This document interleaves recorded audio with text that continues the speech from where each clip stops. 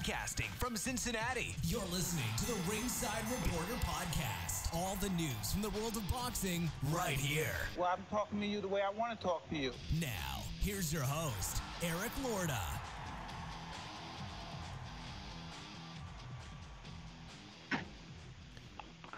And we are live. Welcome to the Ringside Reporter Show, where we talk about the latest boxing news.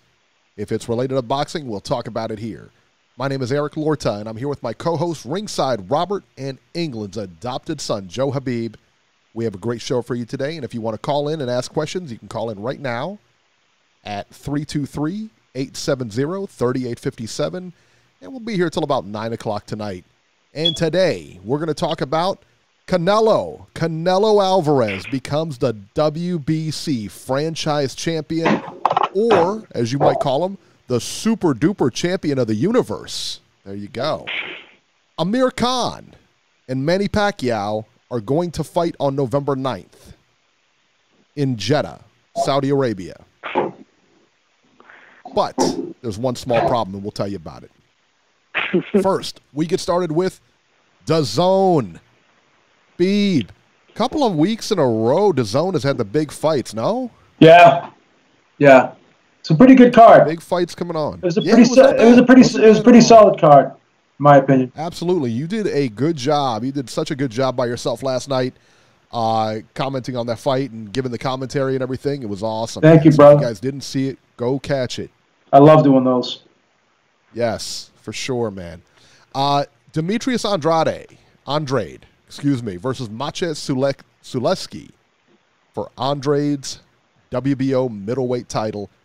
This was an absolute whitewash. Sure was. That's the best way to describe this fight, man. 120 to 107 were the final scores on all three cards. I love Sulecki, and I couldn't find a round to give him, man. Andrade knocked him down in the first round and just kind of never looked back, man. Now, that first knockdown to me, Sulecki kind of ducked down low and got hit with a shot. Looked like more on the side of the head than anything. I think it might have been just an off-balance shot. I don't think it was anything too serious. I don't think it was anything where he was really hurt or anything like that. But Sulecki's a really good fighter, man. But last night, you definitely knew there was levels to this, man, and Andrade was on a different level. Sulecki couldn't get anything started in this fight. Andrade is just that good. He was playing with him. I mean, just really toying with him. I mean, Tommy Boxeo sent me a Twitter of a clip of, I guess Andrade was just kind of ducking and just prancing around and takes this wild swing and misses. And I said, he said, what is that? And I said, that's just a fighter who's comfortable in there. That's honestly what it was. The guy was completely comfortable in there. Sulecki did not pose any kind of danger to him at all, and he was just having fun.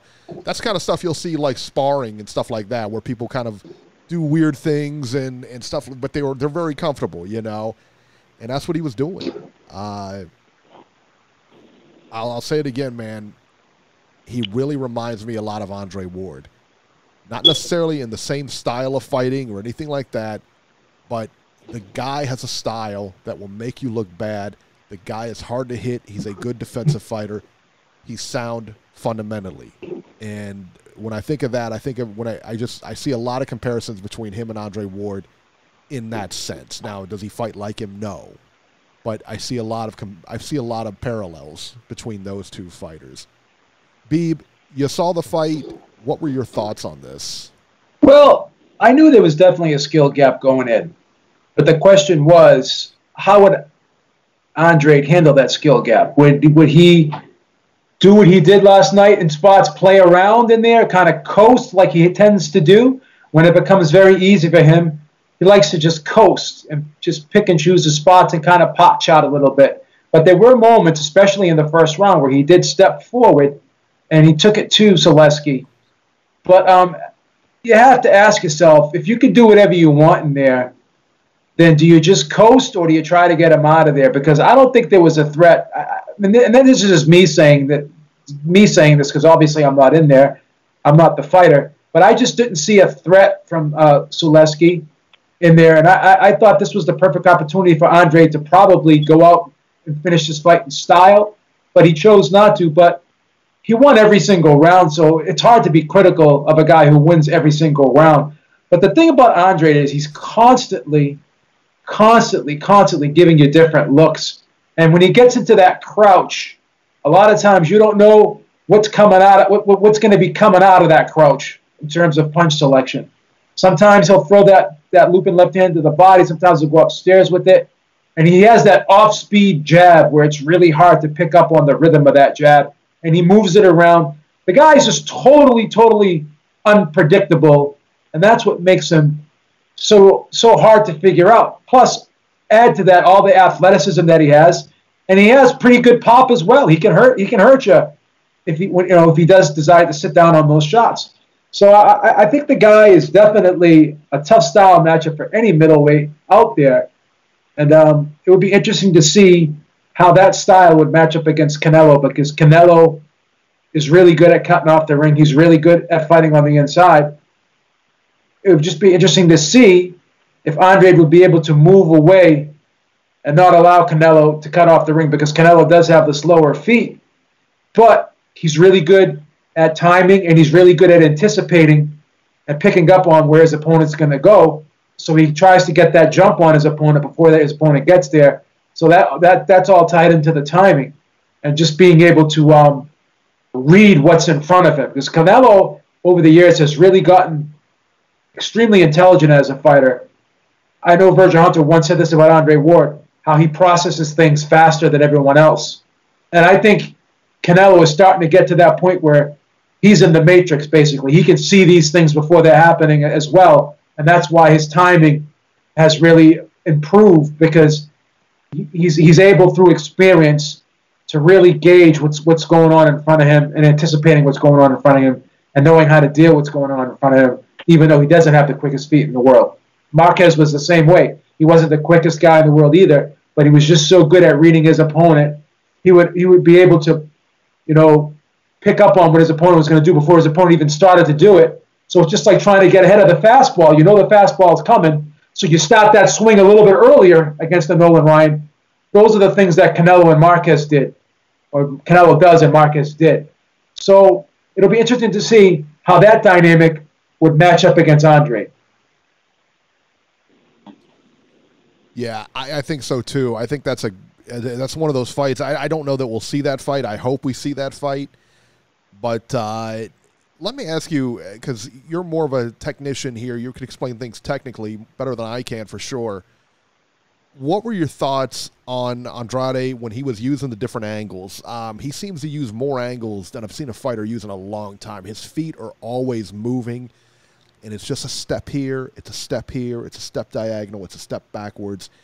He's just giving the guys all different kind of angles. Did you notice this in the fight last night, and what were your thoughts? Well, that's what I'm saying, giving a guy different looks, because when you keep giving a guy different looks and you keep maneuvering around your opponent subtly, you're taking his punching angle away from him while you still have your own. And that's the art of hitting and not getting hit. When people talk about footwork, it's not about dancing around the ring. It's not about being flashy. It's not about moving a lot. It's about moving in the right spot at the right time. It's all about positioning. It's like playing chess. You position your pawns so you can create openings for your power pieces in the back. And that's what your feet do. Your feet position your body, which enables you to create punching angles for yourself while you're taking the punching angle away from your opponent. And that's what good footwork is all about.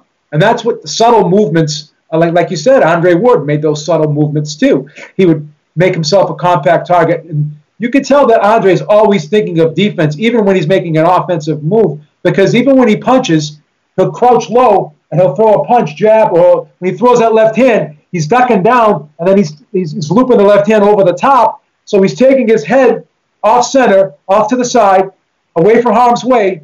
Meanwhile, he's still firing the shot.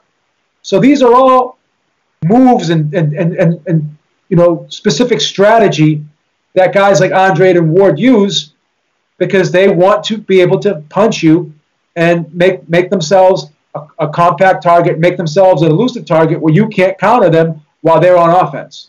So defense is always being thought of instinctively with Andrade. He's always going to have think of defense first, even when he's making an offensive move. So you hear the old saying, a good defense is a good offense. Not for Andrade. A good offense is a good defense for Andrade because he uses them simultaneously. Absolutely.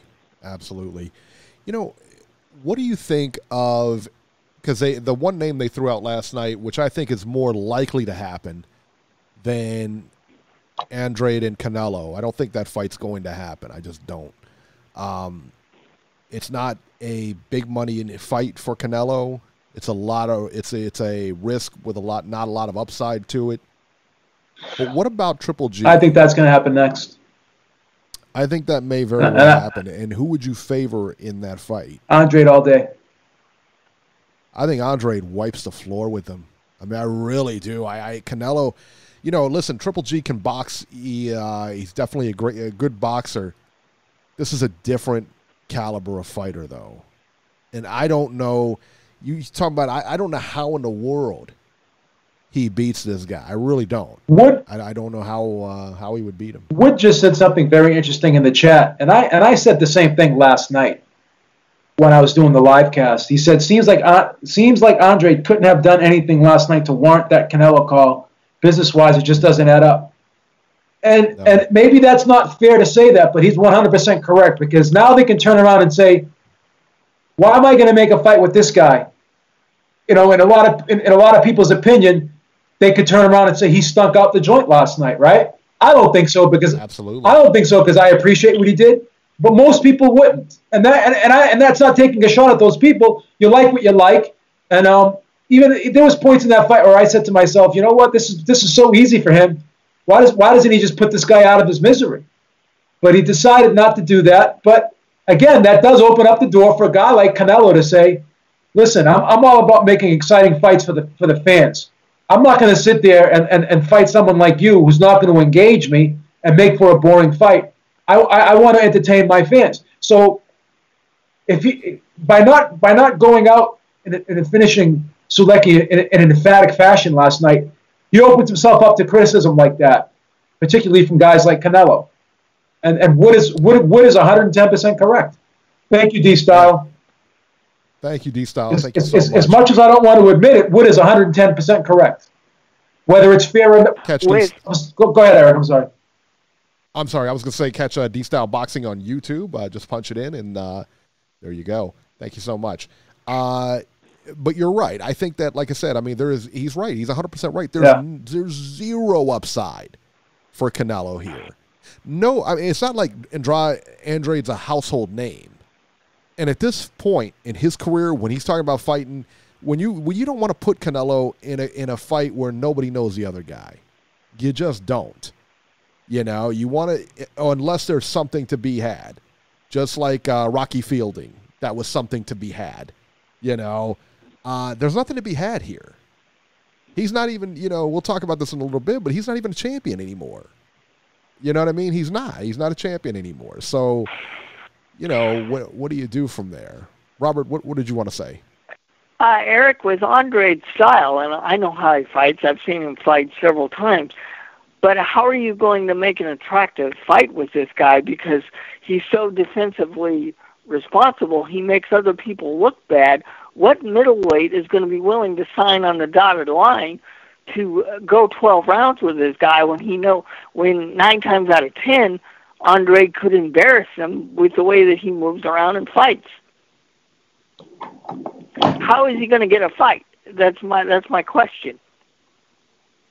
Well, he's not going to get a fight with Canelo, but I think he's definitely going to get a fight with Triple G. Listen, man, DAZN's got these middleweights. They've got the lion's share of the middleweights. Right. And the bottom line is they're just not going to let it go by the wayside. They want fights, and there's going to be some fights. You're going to see some big-time fights there. So, D-Style wants to know if Robbie watched the Andrade fight, and no. And which he did not. Yeah, he did not watch the fight. That's okay. That's all. It was on DAZN, so he doesn't get DAZN. So there you go. No. But I know how he fights. Right. I'm very well. Alexander Wilson, thank you so much. What? I'm very well aware of how Andrade fights. I've seen him fight numerous times. Right. Alexander Wilson, thank you so much. Thank you very much. He says, I want Andre Jacobs in the fall. Also, the whole WBC franchise belt is one of the reasons why boxing has so many problems. It is why boxing we'll has be talking about that. 90% of its problems.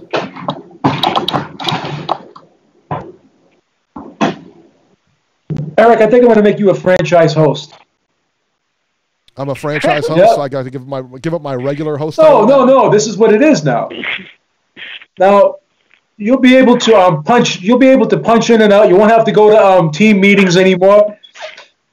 Meetings. You'll be able to just call in your suggestions now to human resources. Yeah. We're gonna make Lois a franchise HR host. Yeah. How about that? there you go. We're going to make you a franchise host. Please, Robbie. All right, let's talk about the undercard here. It was a pretty good fight, a pretty good card. Some mismatches, though, a lot of mismatches. Joseph Parker versus Alex Lepay, 12 rounds. These guys were heavyweights, obviously. Joseph Parker wins via 10th round TKO over an overmatched Alex Lepay. Lepay can take a shot, man. Say what you want about him. That guy could take a shot. He can. I think you could have hit that guy in the head with a baseball bat. He would have just looked at you. Lepay was never really in this fight. He just kept taking shot after shot, and Parker looked good, but I want to see him back against a top 10 guy. To me, Lepay, didn't offer up much resistance, anything like that. Beeb, what were your thoughts of seeing Parker on this? Well, Parker fought very aggressive last night. He tried to get the stoppage, and he did get the stoppage, but you could tell that was his mindset right from the jump, that I'm going to try and get this guy out of here. And he fought mostly on the inside last night. He didn't really fight on the outside like he did against Andrew. Like when he fought Andrew Ruiz and he fought Anthony Joshua, he tried to fight from the outside and pot shot a little bit. But in this fight, he fought exclusively for the most part on the inside, did great body work, and was really putting his shots together. And obviously, he was in there with a guy that was a lot slower than him, and he felt as though that there wasn't as much danger fighting this guy up close as opposed to fighting a guy like Andrew Ruiz, who definitely has the fast hands. So he definitely approached this fight as if he was trying to make a statement. Whether or not people think he made a statement or not, I mean, I think that's debatable. But again, he got the stoppage, did what he was supposed to do, and I don't think that anyone felt as though Lepay was going to win this fight. But the question was, because he's so durable, would he have been able to last a distance? And unfortunately, if you had the wrong referee in there, Lepay could have probably stayed in there and got beat up all night, really. But I'm glad that the referee stepped in, because I don't want to see the guy take unnecessary punishment, because there was no way he was going to win that fight. He was far behind. So, if you had the wrong referee, then he probably would have lasted the distance, and it probably wouldn't have done him any good by going the distance, because I don't believe in moral victories. No, what was up with his corner? I mean, he was getting hit flush. He was getting hit often. He was getting beat up. Yeah, his corner wasn't going to pull him out of there, because once again, the moral victory. We want the guy to. We don't want the guy to have a knockout loss on his record. We'd rather have him lose brain cells instead. I mean, I'll just never subscribe to that theory. I'm sorry. Call me what you want. Say, Beeb, this is a fucking rough sport. Man up a little bit. But you know what? The guy wasn't going to win the fight. If a guy is overmatched to the point where he's getting beat up, and you could see the guy taking a lot of damage, and the punches that this guy's taking, you're saying to yourself, he's probably going to feel some of these punches for the rest of his life. Maybe not like the way you think, but at some point in time, there's going to be some residual damage, and there's just no need for that. When the skill gap, this is why I'm against mismatches too. It's not just because I don't like seeing one-sided fights. I just don't like seeing guys get the shit beat out of them. I mean, you have to be a sadistic person. People like that are probably the types of kids that would sit there with a magnifying glass and burn ants and shit all day. You have to have that type of mentality where you enjoy seeing things be hurt or something like that. Like I appreciate the skill of the sport. I like seeing two evenly matched guys go at it and match their skills. But when you have a wide disparity in skills and you get something like you got last night, there's just no need to let that continue longer than it has to. There's nothing wrong with burning ants with a magnifying glass, Beeb. I'm sorry? I said there's nothing wrong with burning ants with a magnifying I glass. figured you'd say that. Oh, my God. I figured you'd say that. Let me ask you a question. Let's just double back here for a minute. Did you find it odd that Andrade did not call out Charlo, the other champion? No, I did not. Or is that just a fight that's just... No, I did not, because he knows that fight's not going to happen. I'll tell you one thing I did find odd. Well, no, I didn't find this odd because they're actually friends. He didn't mention Danny Jacobs because they're actually friends. And they said that they would never fight unless it really made good business sense, which I understand. Yeah, that makes sense. Yeah, because I saw that's a good fight. I saw somebody in the chat comment. A lot of people think Jacobs would beat him. I don't think so. And Otha Jones, is it Otha Jones? I believe it's Otha Jones. Would correct me if I'm wrong on that. I believe it's Otha Jones, but he won. Moves on to 3. He's a 3-0 now. He beat somebody by unanimous decision. Yeah, he's the kid from Ohio. Okay. So he's a good prospect. Supposed to be a real good prospect. So there you go. Also on the undercard, Cal Yafai versus Norberto Jimenez for Yafai's WBA Junior Bantamweight title. Yafai wins a unanimous decision over Jimenez by the scores of 119-107, 118-108, 117-109. You know, Jimenez put up a good fight here, man, but Yafai is just too sound, too technically sound. Yafai is very skilled. It really showed here, man. And there's not really much to say, man. I mean, Beeb, this was a clear whitewash fight. You know what I mean? This was a clear win for Yafai. Yeah. How about Norberto Jimenez was the #1 contender? I don't know what to tell you, Eric. I don't know what to tell you. I don't know if Yafai is that good or, he's, that the division is that skewed in the sense that they put him. Well, no disrespect to our friend Tom Schwartz, but he was ranked #2 by the WBO, so. Oh, how dare you. Yeah, he was. Tom Schwartz is a stud, man. Okay. What are you doing? What's the matter with you? Sorry. Pete? Disrespecting Tom Schwartz. Sorry, Tom. He's getting slaughtered, though. Everyone keeps telling, like, Tyson Fury's getting pissed off. It's like, everyone's telling me he's ranked 85th. He goes, but he's ranked by the WBO #2. And then Kugan Cassius goes, well, they're talking about BoxRec. So Tyson Fury says, well, does BoxRec have a belt? Does BoxRec charge sanctioning fees for fights? So he's right, though. You know what? He's right. Because he's right. Because you know what? BoxRec is good for looking up That's fights. all it is. I do not rely on BoxRec for rankings. Not at all. No. I do not rely on them for rankings at all. So I could care less. Listen, man, I could care less what they think. Absolutely. As far as what a guy is ranked, what he's not ranked, whatever. They have no bearing on that. If you want to know what happened, what the guy's record was when he was knocked out, BoxRec all day. Anything past that, what he weighed for a fight, anything past that, no. I'm not interested at all in BoxRec's opinion of anything. Right. Not at all. And he's right. I agree. There you go. Now, let's talk about Cal Yafai for a minute, Beeb. Juan Francisco Estrada just signed with Matchroom. I'm guessing that fight is real close. That fight's going to be very close down the pike, especially with him, signing up now. How about Cal Yafai and Juan Francisco Estrada? How good is that? That's a good fight. It's a chess match, really. Estrada basically, he's a technical fighter, but he likes to mix it up too. So I'm sure when you get two guys who are very technical like that, it was almost like Marquez. Like Marquez, I'm using Juan Manuel Marquez a lot because it's applicable in a lot of these comparisons. But you remember how for the most part he's a very technical guy. He's a counterpuncher, laid back. But you did see in certain fights where he was the aggressor. Like in the Bradley fight, he switched to being the aggressor because Bradley was another guy who liked to counterpunch. So I think Francisco Estrada has that same dynamic to him, whereas, he's a technical guy, but if he's in there with another technical guy who's not really initiating anything, he has no problem mixing it up. So that's why the fight would be very, very intriguing, not only just intriguing because it's two guys who are high-level skilled boxers, but you have that dynamic, like I said, of Estrada being able to step it up and be aggressive when need be.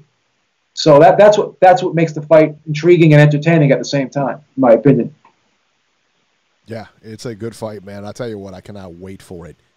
Because, like I said, man, with him, the writing's on the wall. He just signed with DAZN, so the writing's on the wall there. All right, let's talk about Showtime. The other big middleweight fight, Jermall Charlo versus Brandon Adams, friend of the show, Brandon Adams. 12 rounds for the WBC middleweight title, the full middleweight title, not the interim, not the regular, the full middleweight Real title. deal. Defending a title he didn't win. More on that later. Charlo wins a unanimous decision over Brandon Adams by the scores of 120-108 twice and 118-109.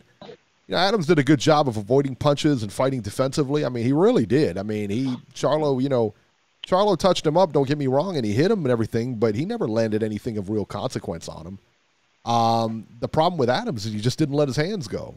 And they were telling him in the corner, man, look, you got to let your hands go, dude. Got to let him go. Freddie Roach was like, hey, let him go. And Charlo hit Adams with some solid shots, wasn't able to put him away. So there you go. And that was, it was a not a great fight, not a great, Mike Montero said it best. If this were Golovkin in there, because Golovkin was set to face Brandon Adams at one point. They were talking, that was one of the names being thrown out.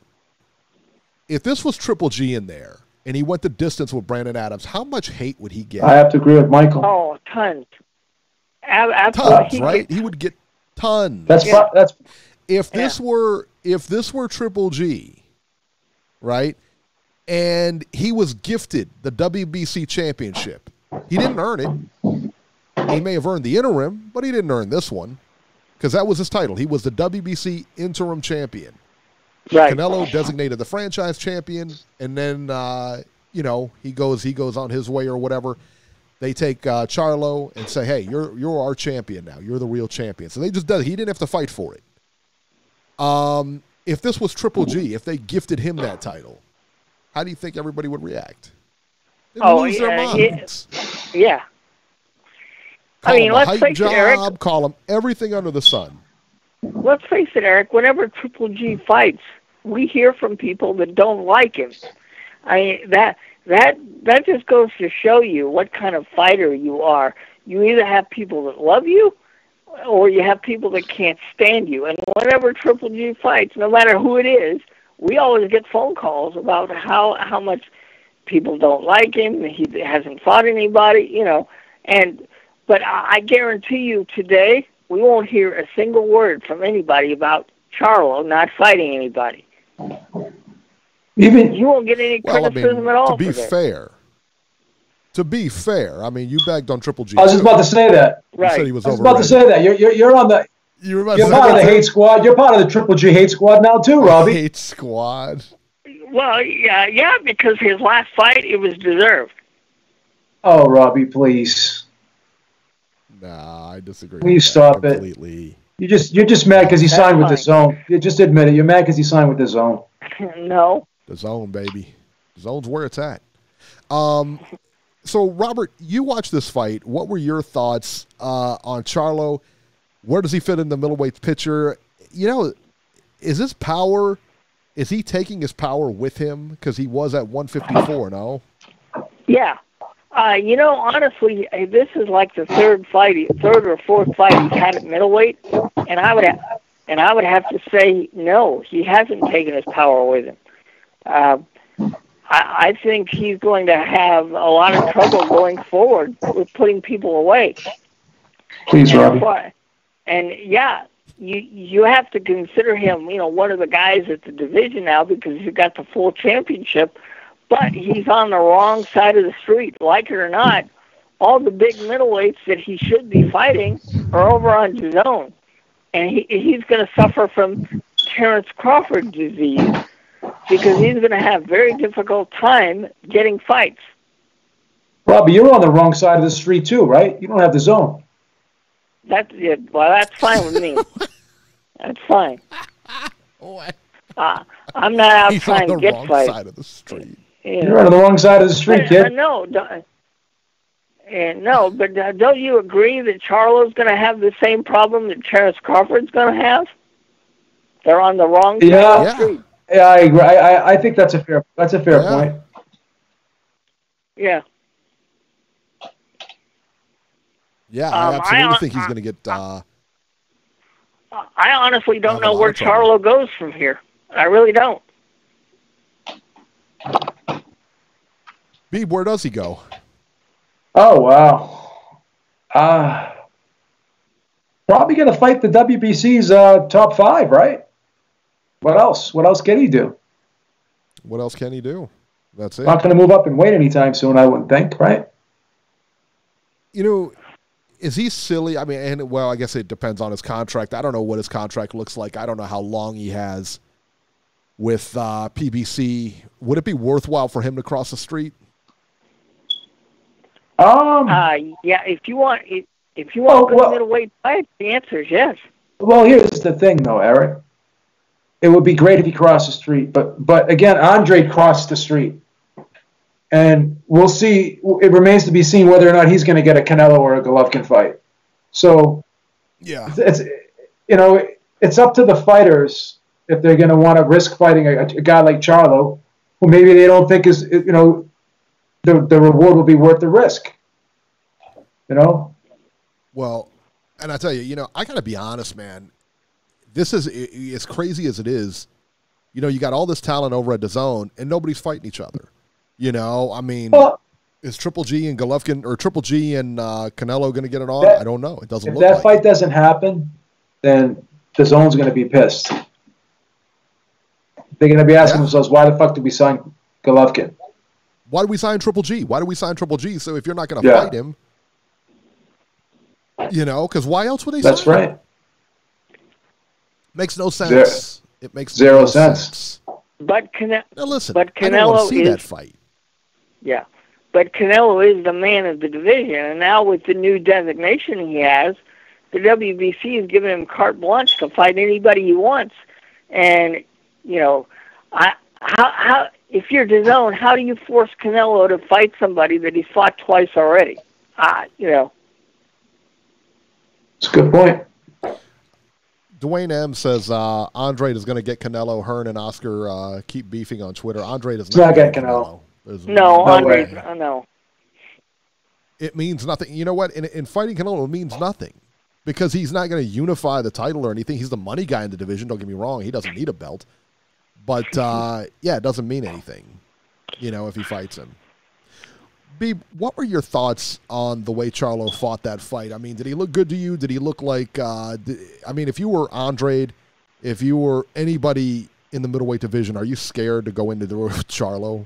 Well, did he show anything that would actually, deter you? I mean, he's definitely can fight, don't get me wrong. The only one problem with Charlo sometimes is he can do so many things, but when he's in there, it's hard for him to decide what he wants to do. Like sometimes I think he thinks a little too much. He overthinks things a little too much, and that's why you hear Ronnie Shields in the corner tell him, just relax. You're trying for the knockout too hard here. You try, and just like when he knocked out Julian Williams, he was trying to set him up for that punch that he knocked him out with, that uppercut. If you listen to that the pre-fight build-up there, they were talking to the pre-fight show, Ronnie Shields kept telling him to throw the uppercut, and he was like saying, I don't want to throw the uppercut. So it's almost like, I don't want to say there's a lack of confidence there, but sometimes he doesn't have that instinctive skill set yet. Like I think through experience, the instincts will come. He's got all the ability in the world. He can do it all. But the thing is just knowing when to do it and when to do it and how to do it, in other words. So he was getting ready to abandon that punch that knocked out Julian Williams until Ronnie Shields got on him and told him, stick with that uppercut. It's there for you. He's going to keep leaning in, keep throwing it. So it's the same thing last night where it seemed like he tried too hard. At times he does load up. And Brandon Adams is a good enough fighter where, you know, he can brace himself. Like when you're a guy like Charlo who's gonna load up and put that little torque in the punch, put that little hitch in the punch before he throws it. A guy like Brandon Adams can pick up on that. And if you notice, why you ask yourself, well, Charlo was landing some good shots. How did Brandon Adams stand up to those shots? Well, because he saw them coming. Like he was able to brace himself for them, and he rolled a lot of them. Now, could he stop them completely? No. But he could take some of the steam off of them by rolling them and by bracing himself. Why did that happen? Because Charlo was kind of hesitating and he was loading up a lot of times. So when Charlo just lets the offense flow, it's like poetry in motion. But there's just times when in fights, particularly when he's trying too hard to look good, that there's kind of like a conflict within himself on what am I going to do here? And that's the problem. And the credit to Andrade, he doesn't have that problem because he has the instinctive abilities in there, the instinctive skills. He has the presence of mind in there when he's in there, when he's under fire. He just reacts accordingly. Like whereas Charlo, sometimes he just gets a little too amped up in there, and he just needs to let things flow for himself. And by getting amped up, sometimes he gets tired. Sometimes he becomes predictable, and sometimes he loads up, and guys can see the shots coming. So those are things he wants to avoid if he's going to fight the upper echelon type opponents. Yeah, Louis in the chat just said Charlo versus Jacobs. And let's see here. Igloo 2 said Charlo over Jacobs and Andrade. Listen, man, that's great, but those fights aren't going I don't think he beats Andrade. I just don't. Charlo? No. Charlo doesn't touch He doesn't Andrade. beat Andrade. No. Are you kidding me? All you have to do is go. That's a whitewash fight. That is a fight, let me tell you right now, that Charlo should stay far away from. Because that fight will ruin his career. I know you don't like to do. It will completely damage his confidence. He doesn't want. I know you don't like to do combat math, but all you have to do is just rewind that Austin Trout fight with Charlo. I had him winning by the skin of his ass in that fight. I scored that fight I scored that was close. I scored that fight 115-113 for Charlo. Now if Trout, no disrespect to Trout, but if Trout can do that to him, what's Andrade going to do to him? A guy who's Igloo 2 says Andrade has never beat anyone. Well, okay. You never beat anyone till you beat someone. Yep. Well, for 35 fights, Deontay Wilder didn't beat anybody either. So yeah, but all you got to do is take a look at Andrade, and just he passes the eye test with flying colors easily. The guy can fight. You may not like his style. You may not. You may not like a lot of things about him, but at the end of the day, it is what it is. There you go. Erikson Lubin versus Zakaria, a 2. This is a WBC junior middleweight eliminator. Lubin wins via 4th round TKO as a 2's corner throws in the towel after a knockdown. Yeah, Lubin looked good in this fight. I thought he was winning every round. He looked pretty good. Atu's bicep was torn in round 3, though, and you could see it after the fight. It was pretty obvious. That right hand, that right bicep, it was bad. I mean, you could tell, and that's why his corner stopped the fight. I don't know that, they noticed, they said he tore it in round 3. I don't know why they let him come back out. You cannot fight with a torn bicep, I agree. I don't know. But Lubin looked good. He continues to rebuild. Igloo 2 says, if you can't appreciate Charlo's amazing jab, then you can't appreciate boxing. Same could be said for Andrade, no? Right. If you can't appreciate Andrade and his defensive prowess, then I can say the same thing to you. Well, I guess I guess if they ever fight, then you can put your Charlo. If Andrade never fought anybody, like him and Charlo have pretty comparable resumes, don't you think? I mean, so, yeah. Yeah. The problem with guys like Charlo and Andrade is the guys like Golovkin and Canelo aren't going to fight them because once again the risk is not worth the reward. That's just the way it is, guys. So we already been here, done that. We know how the game is played. Let's not act brand new here. Right. And the two of them aren't going to fight each other because of the political things that are going on and the fact that they're with different networks. So, they're in a spot where, they have to find their own opponents, I guess. Yeah, I think that's the thing too. Is that they're not big enough names. Neither one of those guys are big enough names to have executives sitting down wondering what network they're going to be on. Igloo just used, no disrespect, but Igloo just used a 40-year-old Cornelius Bundridge to defend his argument. No disrespect. I love Bundridge. I love Bundridge, but me too. He was like 40 years old. He was 40 years old when Charlo fought him, and so was Trout. That's correct. J-Rock, I'll give you that. I'll give you J-Rock, but J-Rock is good. Trout was past his prime. Trout was way past his prime. Way past. No, there's no way a 40. There's no way a 40-year-old Bundridge is better than anyone on Andrade's resume. There's no way. Yeah. And J-Rock is rebuilt his career. Like Charlo. It's okay to like Charlo. There's nothing wrong with that. Yeah. What you need says has rebuilt his career. He's a champion now. So what you need says who says Canelo won't fight them? Do you see an announcement? Have you seen an announcement for Canelo to fight Andrade or Charlo yet? No, you won't either. I mean, he just used Bundridge to support his argument.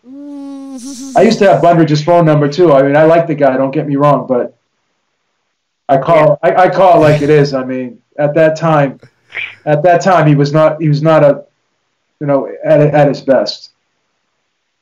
Yeah, no, for sure. I think he would probably say that too. He would probably say that. On ESPN, Richard Kamei versus Ray Beltran for the IBF lightweight title. Kamei wins via TKO over Ray Beltran in the 8th round. Kamei looked good at times, man, but he also looked vulnerable at times too. Every time he seemed to have Beltran hurt, Beltran seemed to come back with something and hurt him or slow him down. Overall, it's a good fight, but for Ray Beltran, man, I think I'm going to have to take a page out of Robbie's book and say, man, it's time. Maybe time for you to call it a career here, man, because he got knocked down 4 times. He didn't look that great. Glenn Hawes, thank you so much. He said just had a minute to jump on and send the super chat. Thank you so much, Glenn. Thank you very much.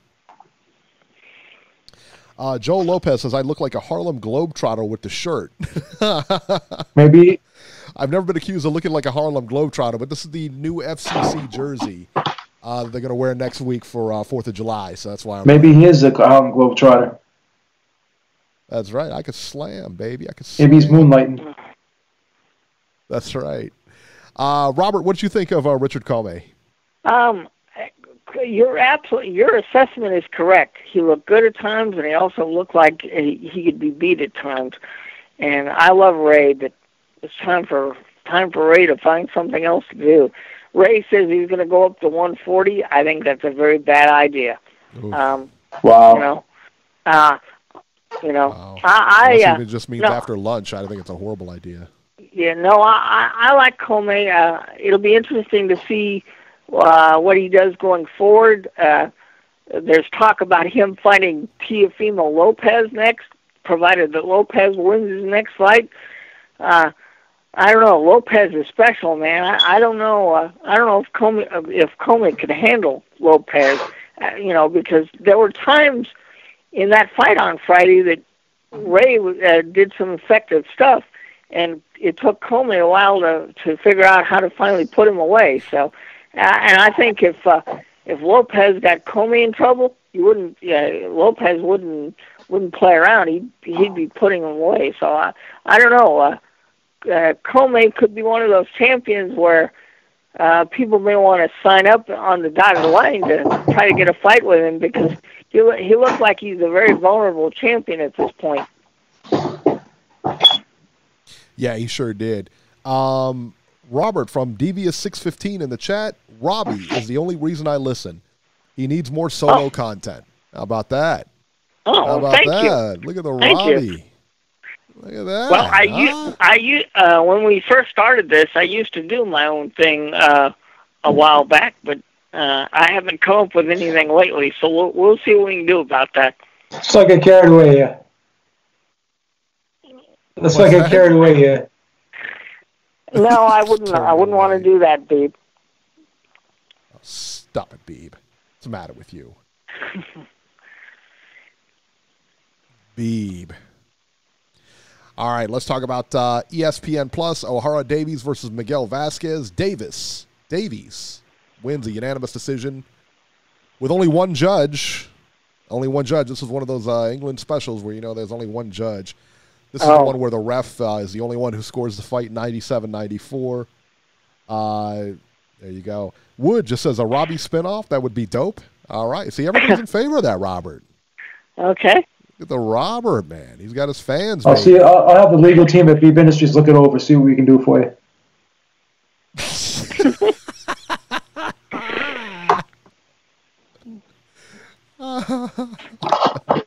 The legal team. All right, let's talk about the upcoming fights here. Let's see here. On. I hear an echo. Yeah, I do too. Beeb? Beeb has left the table. Yeah, I don't know what he's doing. Maybe that's why we hear that. He's got. Is there much action this week because of the 4th of July? And I thought it would be a very bad week. There's really not. Okay. Yeah, there's really not. So on July 5th in England, there's a fight with Hosea Burton, but there's no TV or anything now. On July 6th on ESPN Plus from Kazakhstan, I'm going to butcher his name, but it is what it is. Zankosh Turavov versus the dreaded TBA. The one I want to see on this, though, is Nordine Ubali versus Arthur Villanueva for Ubali's WBC bantamweight title. That's going to be, I want to see Ubali fight again. He's the one that beat Rashid Warren not too long ago for that title. Yeah. So definitely want to see that one. Let's see here. We're going, that's going to be it. Wow, there's Jack next week. Boy, we won't have very much. We won't have much of a show. We won't have much of a show next Sunday. Then nothing to talk about. Wow. We'll have a great show next Sunday. You don't know why? Isn't that? Why? Let's see here. We're gonna have another episode of Beat the Beeb. Oh, that's true. Yeah. Beat the Beeb, where you get to win a chance to win a free T-shirt, courtesy of Beeb Industries. Huh? Okay. How about that, Robert? That's good. No, that's not nothing. No, it's not nothing. I was talking about as far as actual fights, Eric. We're not going to have much to talk about. That's what I meant. Hello.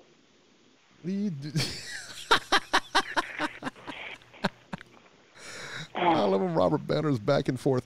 312. Is this the Fight Doctor? Yes, it is. Let's play his intro. What's your name, man? My name is the Doctor. I say that my name is the Doctor. I'm Rick James, bitch. Fight Doctor's in the house on Rick James status as always. Good evening, gentlemen. Fight Doctor. Good evening.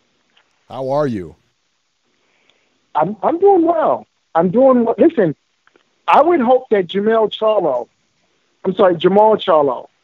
would be doing well. But considering the display that I saw last night, Robbie, I'm going to disagree with you. Okay. Jamal Charlo is going to get some criticism. Okay? Because I hope so. What I saw, the display that I saw last night from Jamal, listen, I thought previously, and I was incorrect, I previously thought that some of the top guys at 160 were ducking Jamal Charlo. I think a question was posed to Ronnie Shields maybe a week ago as to, I think the question was, what did the other guys see in Jamal Charlo that would cause them to want to duck him? And his response was nothing. And I agree. There's nothing there that you see.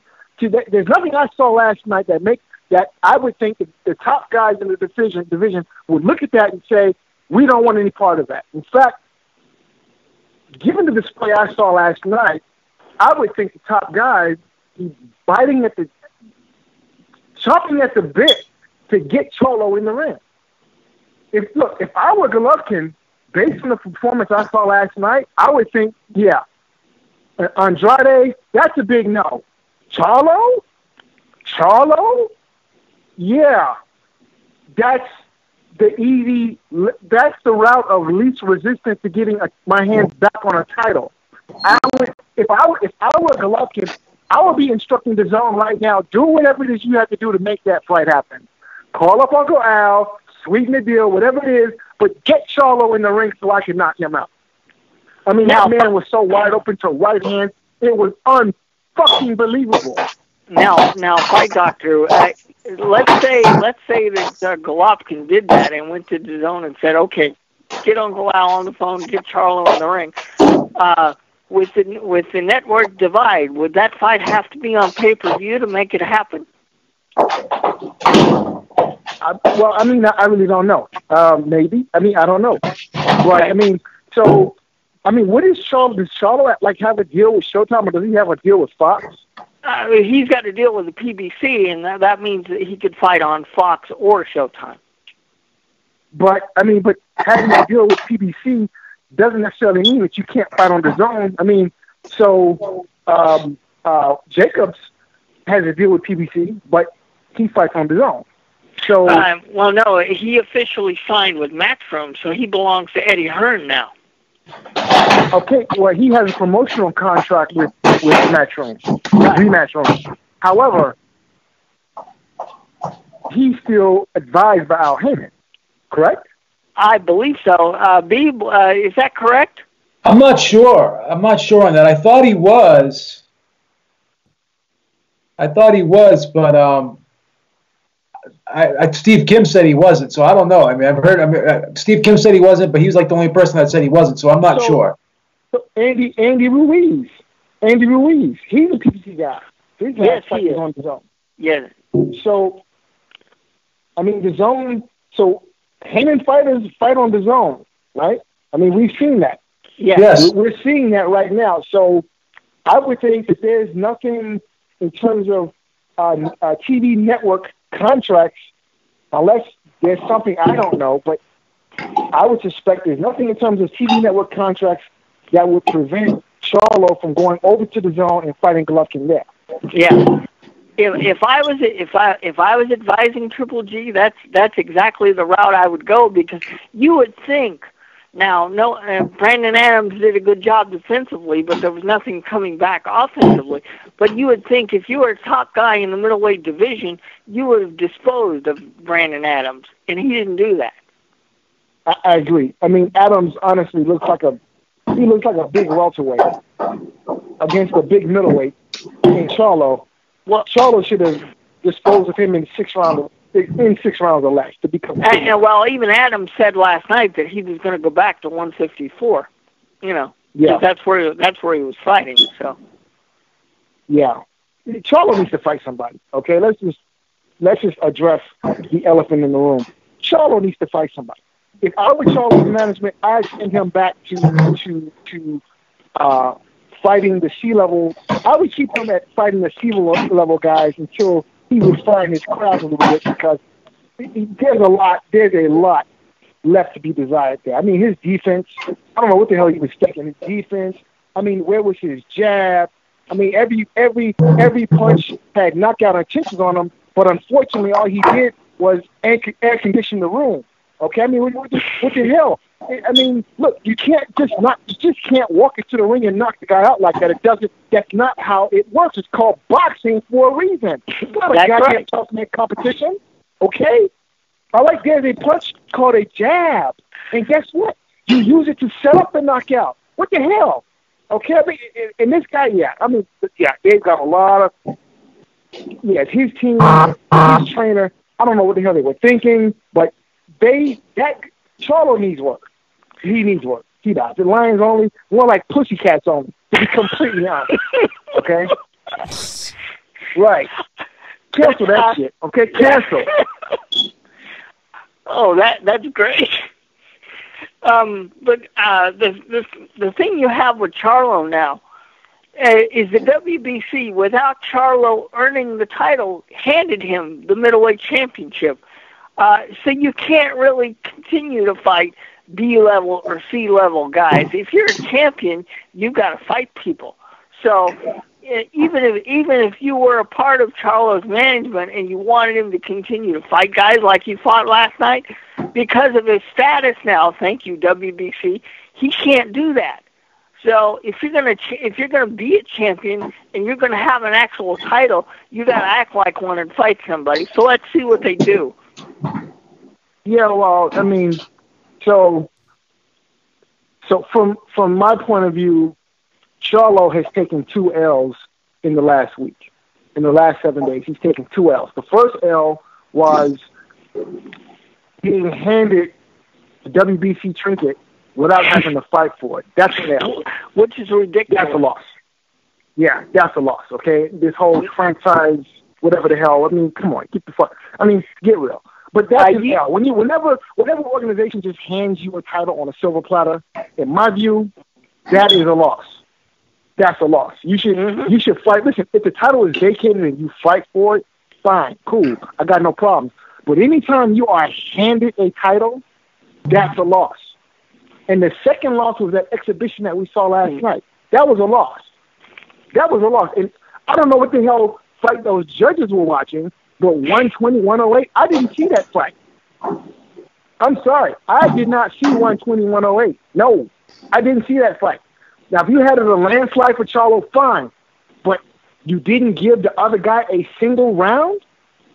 Yeah, that there's an odor. Okay, not odor. There's an odor about that.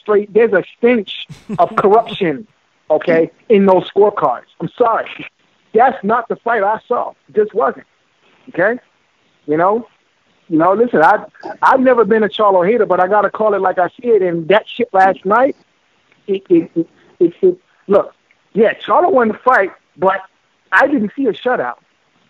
I saw a guy walk in there thinking he could just show up and knock the guy out, didn't use his jab, was air conditioning in the room all night, was getting hit by punches he probably shouldn't have got hit with, okay? And, Charlo's defense, I was watching somebody else's show and they were commenting on, Charlo looked this bad against a C-level guy. What's going to happen against the elite level of middleweights? Well, if you remember Fight Doctor, when he fought Austin Trout, he barely won that fight. Yeah. Trout is a good fighter. So, I think last night has confirmed. If I could jump in here, let me jump in here for a minute. Let me play devil's advocate here. Charlo was fighting in his hometown. And to be fair, that is a lot of pressure. And we've all seen fighters that go to their hometown and don't do as well in their hometown as, they do on the road. I think that, so I would give him a little leeway for his performance last night. Get him, Fight Doctor, get him. Don't let him get up. Don't let him. Shut up, Beeb. Go toss some boxes around. What are you doing over there anyway? It sounds like you're unpacking boxes. Me and Lois are going through your file. That's what we're doing. Yeah, I don't know what. Let me tell you what. I don't know what you and Lois are doing over there with all that noise. We're going through your file. Fight Doctor, let him. You're letting the air out of Lois. I'm up with that. Fight Doctor, let him have it. Let him have it, Fight Doctor. Let him have it. Blast him away. Yeah. So blast him out. Blast him out of here. You could say that maybe he was distracted because he was fighting at home, this, that, and the other. However, being distracted and fighting at home is one thing, but last night I think we saw just fundamental flaws in his game that you cannot write off as being having been distracted and not training properly. No, The guy is just fundamentally flawed as a fighter. He just is. I'm sorry. What I saw last night had nothing to do with him being distracted. It has everything to do with him not being a complete fighter, period. That's it. End of story. All right, look, if he were distracted, then you could say, well, maybe, the first 6 rounds, he just didn't have his head in it. Then the second half of the fight, he wakes up, takes care of business. But that's not what we saw. Okay? Listen, this guy comes out of nowhere, comes out of 154 from nowhere. Okay? And in the second half of the fight, he's the guy coming forward with all the confidence. I'm looking at this like, what the hell is really going on here? You're supposed to be a middleweight. This guy is a 154-pounder, okay, who looks like a big welterweight. This fight is not supposed to be competitive. However, Charlo is just fundamentally flawed, period. Okay?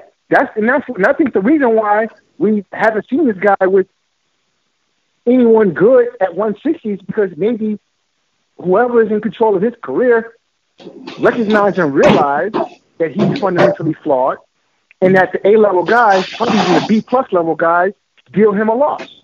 Okay? Wow, the fight doctor schooling you so bad tonight, man. Keep it up, fight. Yeah, but my point is, now that you... Keep up that... But now that you have an actual champion, now that you actually keep have up, keep it up, fight doctor. Pull out the scalpel. Pull out the scalpel. Finish the surgery job. Finish the surgery job you put on him. Go move your chair. Go move your chair into the corner, all right? First Coach C, now fight doctor. You are getting destroyed, kid. Someone get the smelling salts for this kid. Okay, but look, the dark cloud has a silver lining. Get him, fight doctor. And the silver lining is this. We now know who the real dark horse in the division is. It's not Andrade. Jamal Charlo. The Andrade. real dark horse in the division is Andrade. That's and right. The top Get guys him. Probably Get don't. him. In fact, not even probably. They don't want to see him. That's right. And I think the people over the zone wants to fight need Andrade. to make Golovkin fight somebody. Okay? There it is. And speaking of fighting somebody, loving the fight look, doctor. I want to look real quick. Can we address this whole Canelo Alvarez? No, because we're going to do that in the news. We're going to do that in the news.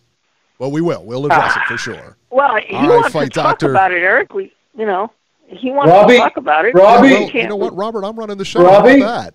See? Stay in your lane. So we're going to talk about this later. Stay in your lane, Robbie. Okay, so are you guys going to do? Yeah, Robert. What do you? Are you guys going to do a Tuesday show? Yes, maybe. Okay. I just Maybe. Beef just looked at me all crazy, like, "Oh, we are."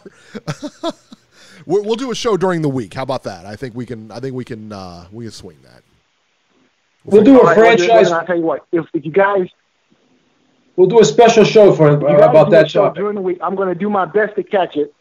Yes. If you guys do a show during the week, I'm going to do my best to catch it, and then you'll give me a minute to vent my frustration about this whole Alvarez Kovalev situation. Yeah. Oh yeah, Yeah, I for definitely sure. want to talk about that.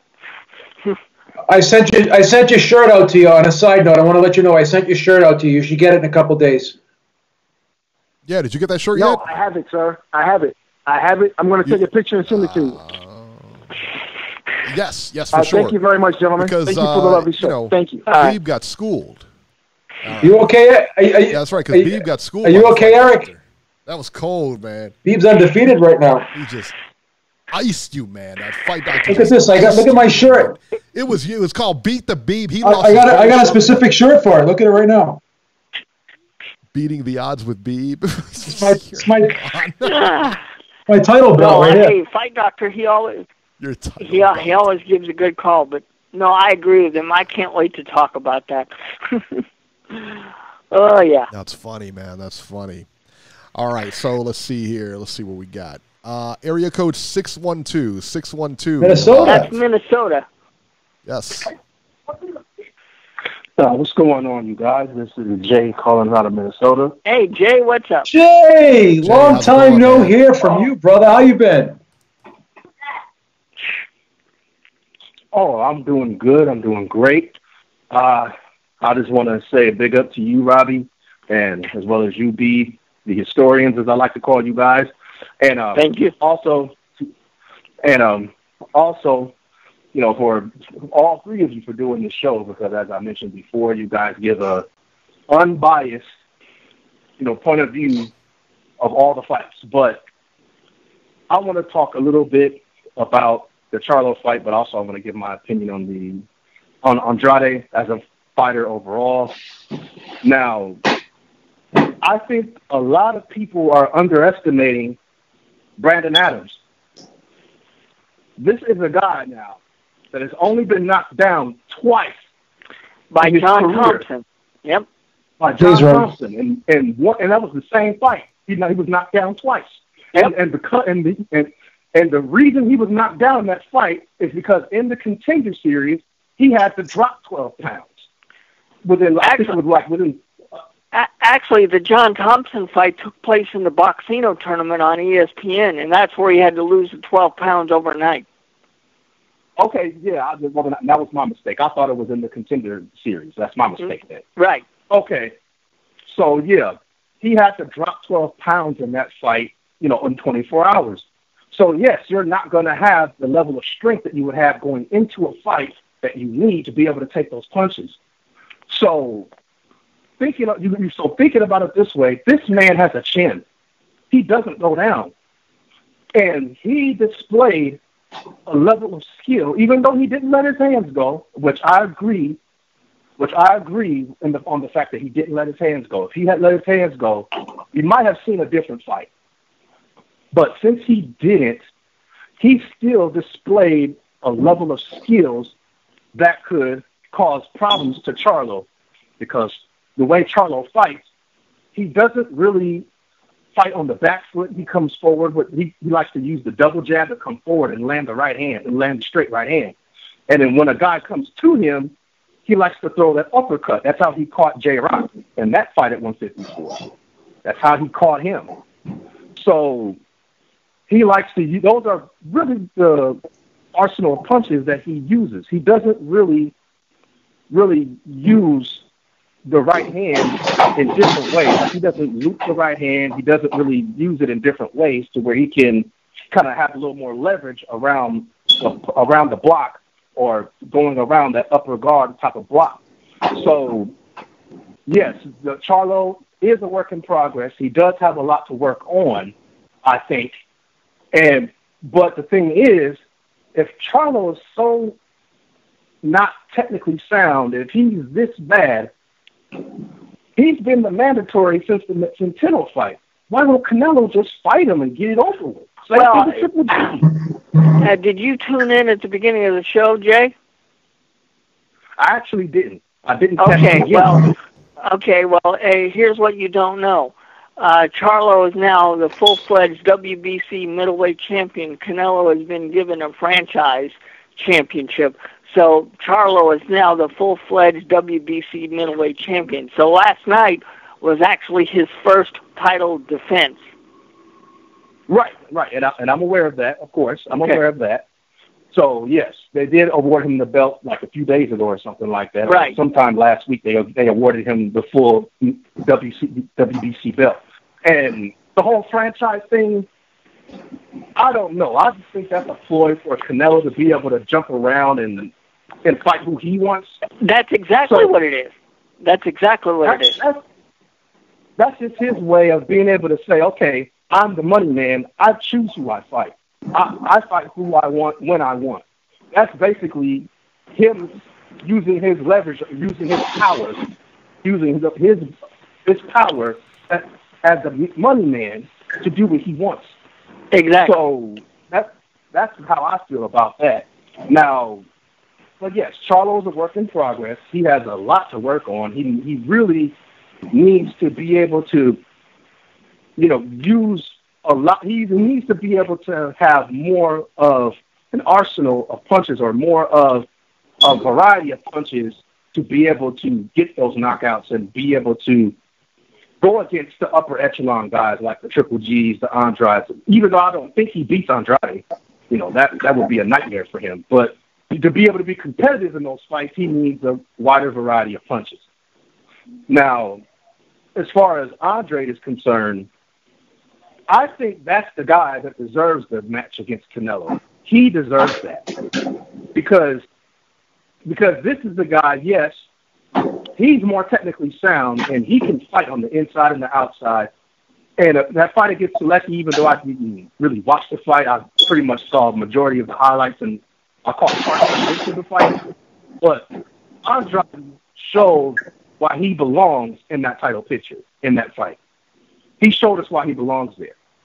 He gave us more of a case than Charlo did, I'll say that. And, whether he gets that fight or not, him challenging him the way that he's been challenging him, Andrade saying where his cojones at, I mean, that should be more than enough to get him in the ring because that worked for Lara. But, will it work for Andrade? I don't know. I would love to see it, to see how well he goes against another southpaw because Lara gave him fits. Lara gave Canelo fits in their fight. So, Andrade possesses a lot of those same skills, but he has a little more pop in his punch. So, I would love to see that. I think it would be a great fight, and not only a great fight for the zone, but for us, the fans. So that's my personal opinion on that. But all around, Charlo has a lot more to do. I don't think he's just completely flawed. There's a lot of things he has to work on, but he's not completely flawed. But that's my call. I thank you guys again, and keep up the good work. And I hope let you get to the rest of your callers. Thanks for the call, Thank man. you so much, Jay. Thank you, Jay. Man. And for the kind words for Beeb and Robbie, but not me. Well, I mean, I'm just saying. Listen, I don't want to. I'm just saying. What am I, chop liver fight, up here? I guess I don't know. The fight thought that just dismantled you. I mean, you're not going to get props after that. That's right. That's right. He's speechless. You're speechless. You had no comeback. You had no comeback for the Beeb. You can't stop the Beeb. You had no comeback. Incredible. Now the Beeb's taking you apart like a Lego set. Like a Lego set. Oh my! Jason in the chat just says Canelo's overrated. He's an overrated head job. How casual is he? God. Oh my goodness, man! All right, so let's get to it here. Hey, before we go any further, I want to tell you, but this is really cool. No love for Eric. Blame the shirt. Oh, how dare you? FCC jersey. I actually like that shirt a lot. Yeah, FCC. That's an awesome shirt. How can you hate on FCC, how can you hate, baby? They're gonna be wearing. How could anyone hate on that shirt? I'm gonna make a statement right now. Anyone that hates that shirt probably hates themselves. Listen, man, I agree. I would absolutely go along with that. I would absolutely go along. I wish you could see this shirt, Robbie. This shirt's awesome. Why don't you take a picture of it, send it to Robbie? I could if Eric ever wanted to. If Eric ever wanted to FaceTime, he's got that capability, So you could just go on YouTube and see it. That's right. I love you, Robbie. I love you, Robbie. Thanks.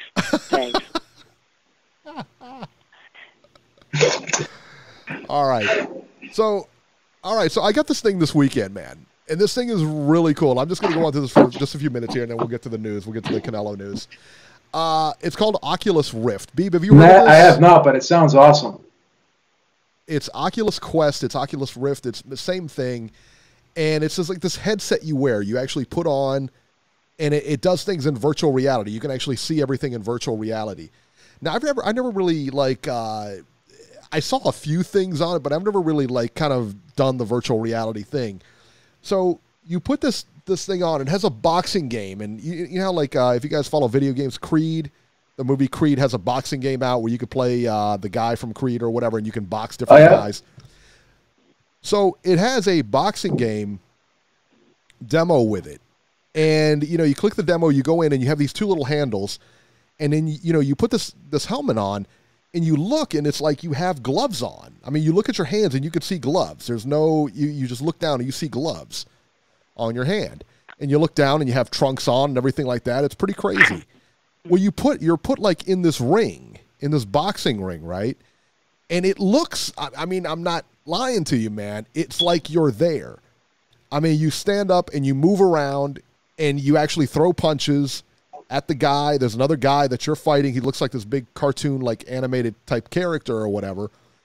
But he looks about your size. I mean, when you look at him, he looks maybe he was a little bit taller than me or whatever. And he's like this big guy or whatever. He's throwing punches. It's another boxer. And you feel like you're actually, you know, in a fight. I mean, like in a boxing ring. When it's all over, you can walk around, you can move. It's just, if you haven't done it, if you haven't seen them, I would recommend you go get one. They're really, really amazing. I mean, it really. Do the punches hurt? Well, they don't hurt me because they can't hit me with a grain. You know, they can't hit me with a handful of rice, my man. So good luck with that. Okay. Pure defensive fight, baby. Pure defensive. I thought it took you apart, though. He was, yeah. Your chair's taking you apart tonight, isn't it? Don't worry about the iron. Don't worry about the iron throne. The dragon ain't melting this baby. The Iron Throne. Dragon ain't gonna melt this baby. Dragon probably can't lift that thing, you know. That's right. That's right. So there you go. All right. News and rumors. Our train wreck of the week, and I don't know if Elena's home or not. I don't know. I think she might be. I don't know. All right. I'm down here. She's upstairs. Anyway, Beeb, give me the train wreck. Chugga. Choo choo.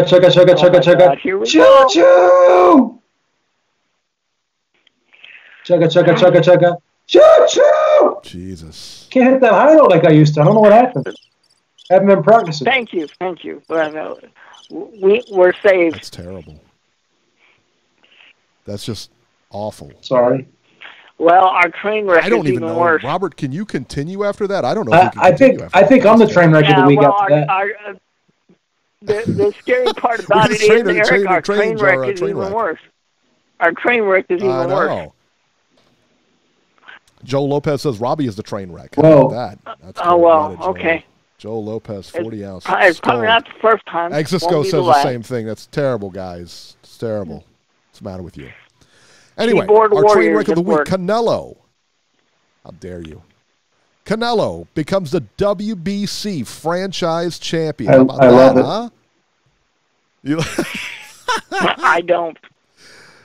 This is insane to me. I mean, this is really insane to me. I don't understand it. I don't get it. Exisco, thank you so much. Exisco says that Robbie's washed and he is the train wreck of the week. There you go. Okay. So, hey, Keyboard warriors at work. Wow, Robert, going deep. All right. So the WBC has named Canelo Alvarez the franchise champion. What does that mean, essentially? It means he has no title. They've effectively stripped him of his title. He doesn't have any mandatories, and if someone beats Canelo, they do not become a franchise champion or even a world champion. They get a diamond belt from the WBC, which you can find on eBay. Jermall Charlo has now become, as we mentioned earlier, the WBC middleweight champion because Canelo has essentially vacated the championship. So they have given Charlo the middleweight title. That's how he's become the middleweight champion. The WBC has also announced that if Deontay Wilder, Errol Spence, and Vasyl Lomachenko win their next fights, they will too become franchise champions also. Oh, my God. What on earth is going on here? This is the Deontay Wilder's going to become a franchise. Deontay Wilder's going to become a franchise. Completely lost his mind. Deontay Wilder's going to become a franchise champion. Yeah, it looks like him, Errol Spence, and Vasyl Lomachenko. That's nuts. That's fucking out of this world. Jesus, boxing politics has run amok here. Thanks, Robbie. It sounds like something Donald Trump would pull. Jesus. Please, Robbie, this isn't Fox News. Yeah, Robert, you put him there. I'm just saying, you and Beeb, put him there. This is god awful. Beeb, while Robbie pulls himself together, what are your thoughts on the Canelo becoming Well, franchise I champion? did a video on this, and basically, it's just another way of giving a fighter special privileges to avoid his mandatory. And what this does is just rewards a guy like Canelo. And again, he deserves a lot of credit for being in the status that he has right now. Canelo's a money man. So the WBC is going to give him special privilege just because he's a money man. I mean, he's the face of boxing. He generates a lot of revenue, which means bigger sanctioning fees at WBC. So in order for Canelo to be in big fights, they make him a franchise champion. So then he doesn't have to be bothered fighting mandatories with guys who aren't going to generate a lot of revenue in big fights for him, which in turn means a smaller sanction fee for the WBC. But just like anything else, what this all does boil down to is the good old-fashioned greenbacks. M-O-N-E-Y, because cash rules everything around me. Cream, get the money, dollar bill, y'all. That's what this is all about, baby. like Tom, is it Tom Cruise that plays Jerry Maguire? Like he says Cuba Gooding Jr. and Jerry Maguire. Show me the money. That's what this is all about. Thanks, Robbie. This whole thing is just absolutely absurd. Because part of being a champion is defending your title and handling your mandatories. And now boxing is going to give certain people privileges to avoid those things. Now, you can make an argument for Canelo because he is the money man, in boxing. He's the biggest money maker in boxing thanks to the contract that DAZN has handed him. But to make Deontay Wilder, Earl Spence, and Vasily Lomachenko, give them the same status when they haven't fought as long or been in as many big fights as Canelo has? What the hell is up with the WBC? Does that mean the IBF, WBA, and WBO are going to pull the same kind of crap with their champions? What the hell has boxing come to? To me, this is completely the absurd. WBA has got that super champion resignation. Yeah. They've got the super champion, then they have everybody else. Yeah. Mikey's the champion emeritus, so if somebody beats him, I don't understand all this crap. Maybe I'm too old, but I just don't get all this crap. It's not the sport that I grew up with, I'll tell you that.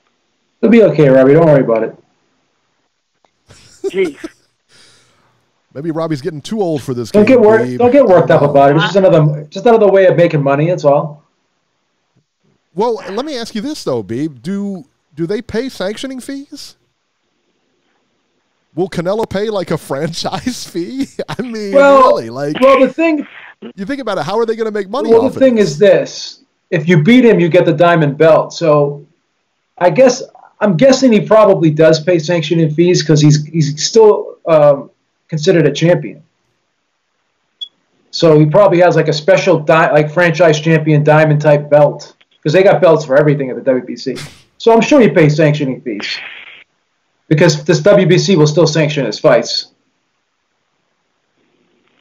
A diamond belt, son. Let that sink in. You get a diamond belt if you win. Corey Lee Boxing, I don't see. Okay, now I do see you on hold. We owe him. We owe him to get pushed to the front of the line because of what happened that other week. Remember? Absolutely. Let's bring him on. Bring him on. See, I pull strings for you, Corey. I pull strings for you, Corey. See how I do that? I pull the string, Corey. Corey, we can barely hear you. Can y'all hear me? Hello? Get closer to the phone, man. Can y'all hear me? Hello? Hold on real quick. God. Can y'all hear me? Did you get the phone out of a Cracker Jack box? That's better. That's better. Y'all hear me? Jesus Christ. Yeah, go ahead. Go ahead, Corey. Hello? Corey, this isn't our fault, man. It really isn't. That's not our fault, son. I mean, come on. I mean, if he calls back, if that was Coach C, then I would say, yeah, you probably hung up on him because about the work he's been giving you. But I mean, But Corey torches you every time he calls. All right, here we go. I don't know who has the worst phone, Corey or Georgie. Jesus. Thanks, Robbie. Wow. All right, Corey, you're live. Can y'all hear me? Much better. Much better. Yes, much better. Much better. Y'all just He's hang out of the up tunnel on me now, every yes. time, yo. It's crazy, yo. It wasn't. We don't hang up on you, Everybody can hear me fine on the other end, and y'all hang up on me every time. No, they can't. It's Trust crazy. me. What's up, though? Trust me, they cannot hear you fine. What's up? What's up? What's happening? Go ahead. What's going on, everybody? Robbie, Beeb, Eric. What's going on? Hey, Beeb, Industries.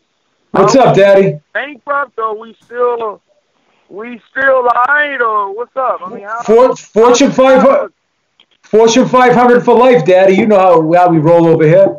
We're still folding people up and sticking them in the corner daily. We're still folding people up, sticking them in the corner daily. You know how we roll. You know how we roll here. 4 corners for life, all Daddy. Right, man. All right, I'm gonna take your word for it. You gotta take my word. Word is bond. Word is bond, baby. Damn. Word is bond, baby.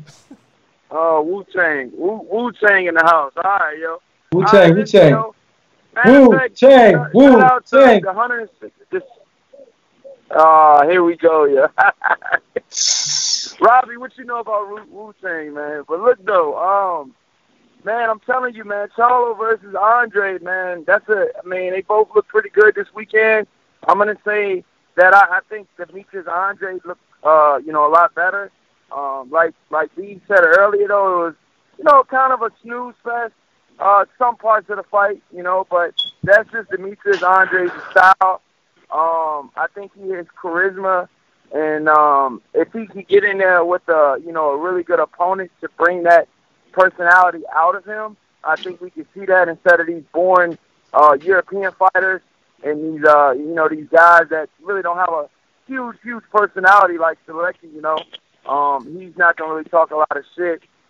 Just imagine if we could get Demetrius Andrade in there, with a Charlo, or we could get him in there, we could I think we could see a little bit of personality even if we get him in there with Triple G. I think Triple G will come out of his shell a little bit and trade a couple words with him.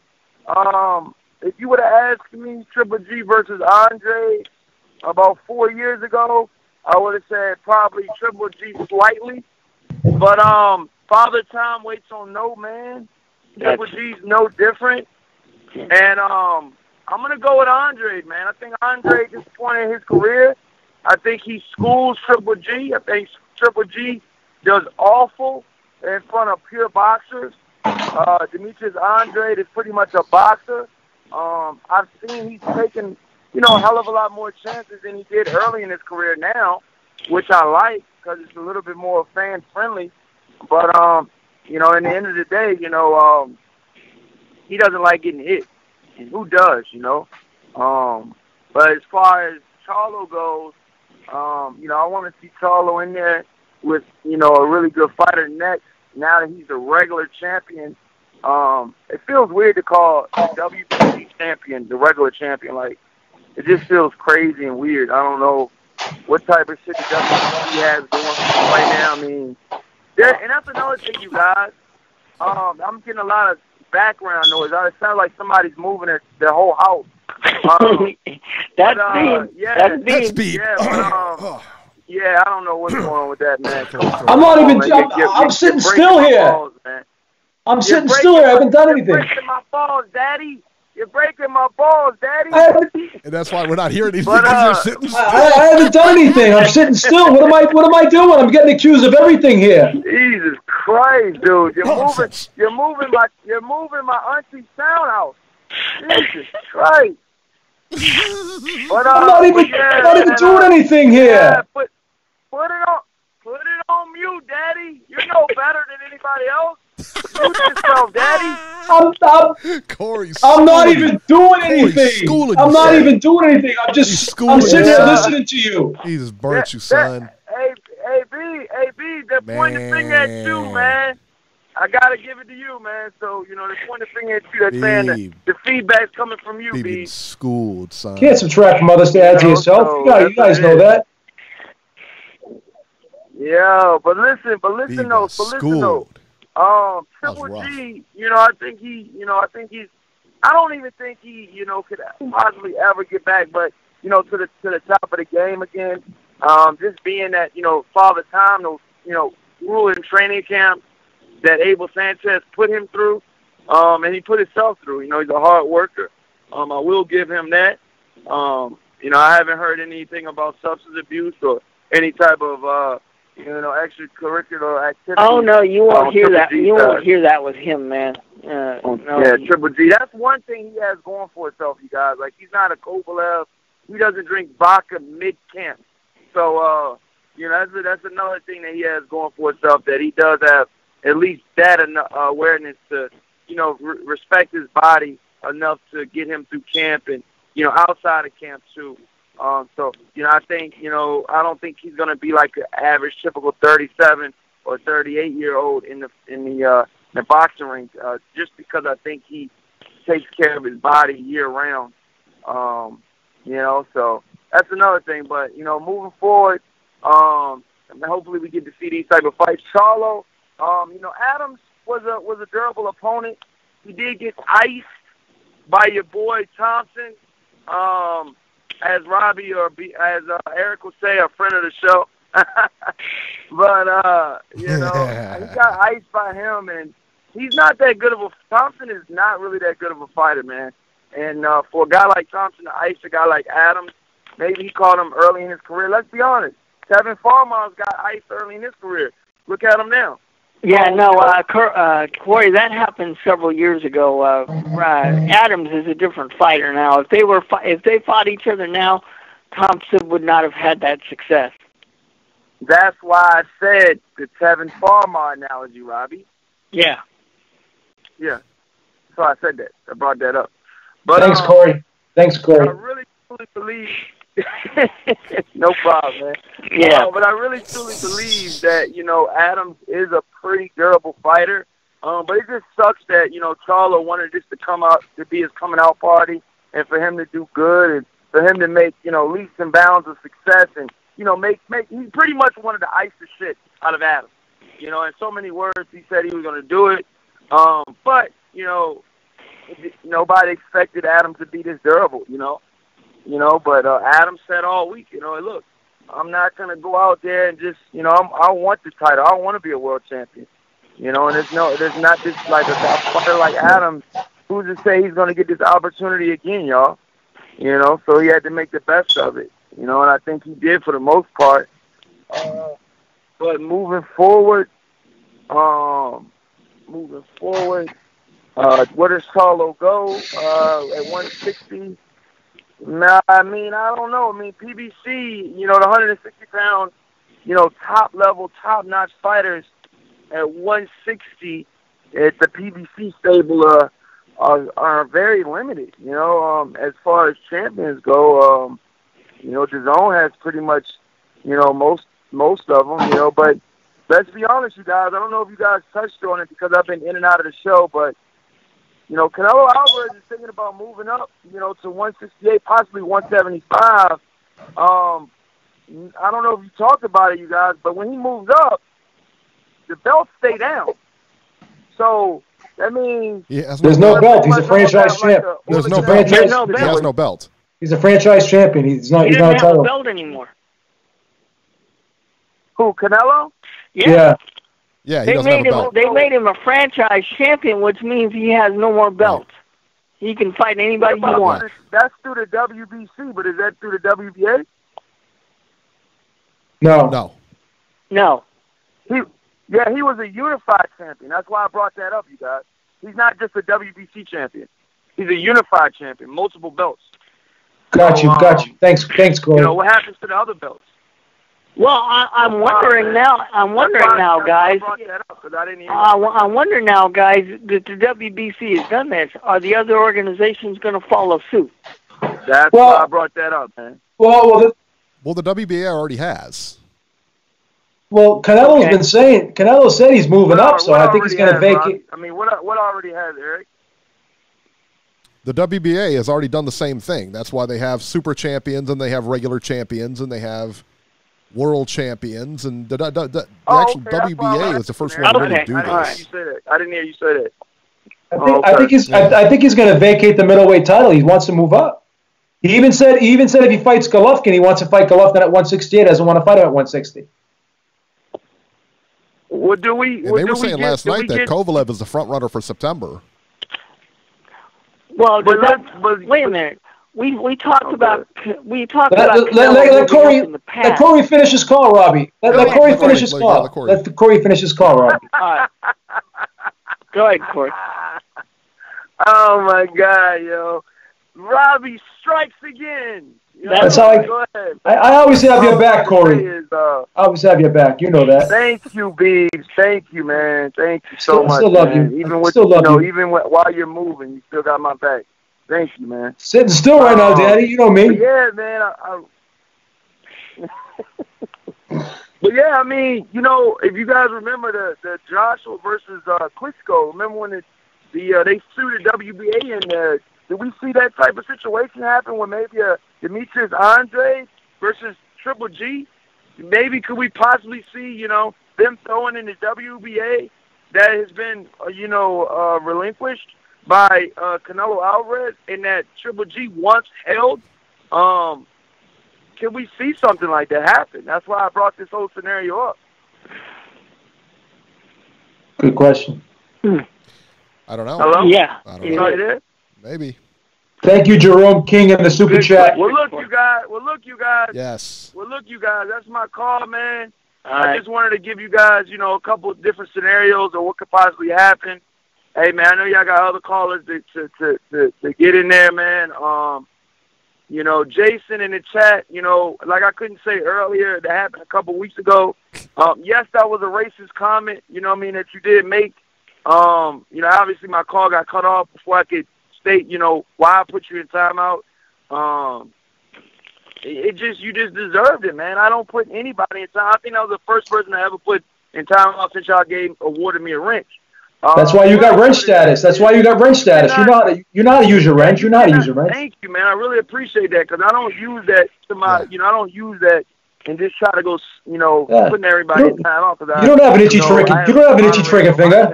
You don't have an itchy trigger finger. I know how you are. You use good discretion. Thank you, man. Absolutely. Yeah, man. I try to be unbiased, man. And when you start bringing in race, Jason, man, you just can't do that, man. So. Just be respectful in the chat, man, and just try to leave race out of it. You know what I'm saying? I think he said something like, Zab Judah wasn't going to be in the Hall of Fame because he was black or something. But like I said, it's ridiculous. There's no place for it. But yeah, you guys have a good night, man. Thanks, Corey. All right, you too. Thank you, Corey. Thank you. Good stuff. Jerome King. Thank you. Yeah, Jerome King, thank you so much, man. Thank you very much. He wants to know. He said, thank you for all you do. Keep it up. And do you think that Triple G gets his third fight or Kovalev in September? First of all, I don't think he gets either guy. Triple G does not get Kovalev or he does not get Canelo for a third time. I really don't think he does. Now, it may be a mistype. I think that Canelo... They're talking like that Canelo-Sergey Kovalev fight is right there. They're talking about like it is right there for the taking. I mean, they say it's real close. They said that he's actually the front runner last night on DAZN for for September. Yeah, I like that fight. Do you guys think Canelo can handle the weight at 175? We'll find out. I don't know.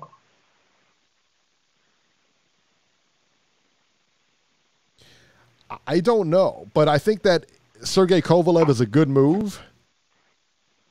Because I think he's not washed, but he's not. He's exactly close, isn't he, Eric? Either. He's close. I think he's very close. Yes. Yeah. No, that's if Canelo can handle 175, I think that's easy money for Canelo. I think so too. I think so too. I don't think that Kovalev is going to have anything for Canelo. Kovalev don't like them body shots neither. No, he sure doesn't, does he? And what does Canelo do best? Body shots. Thanks, Robbie. You're welcome, Beeb.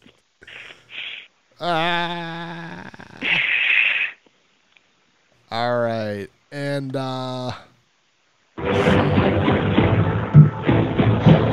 got to hear from Al Haymon. He's a fucking mental case is what he is.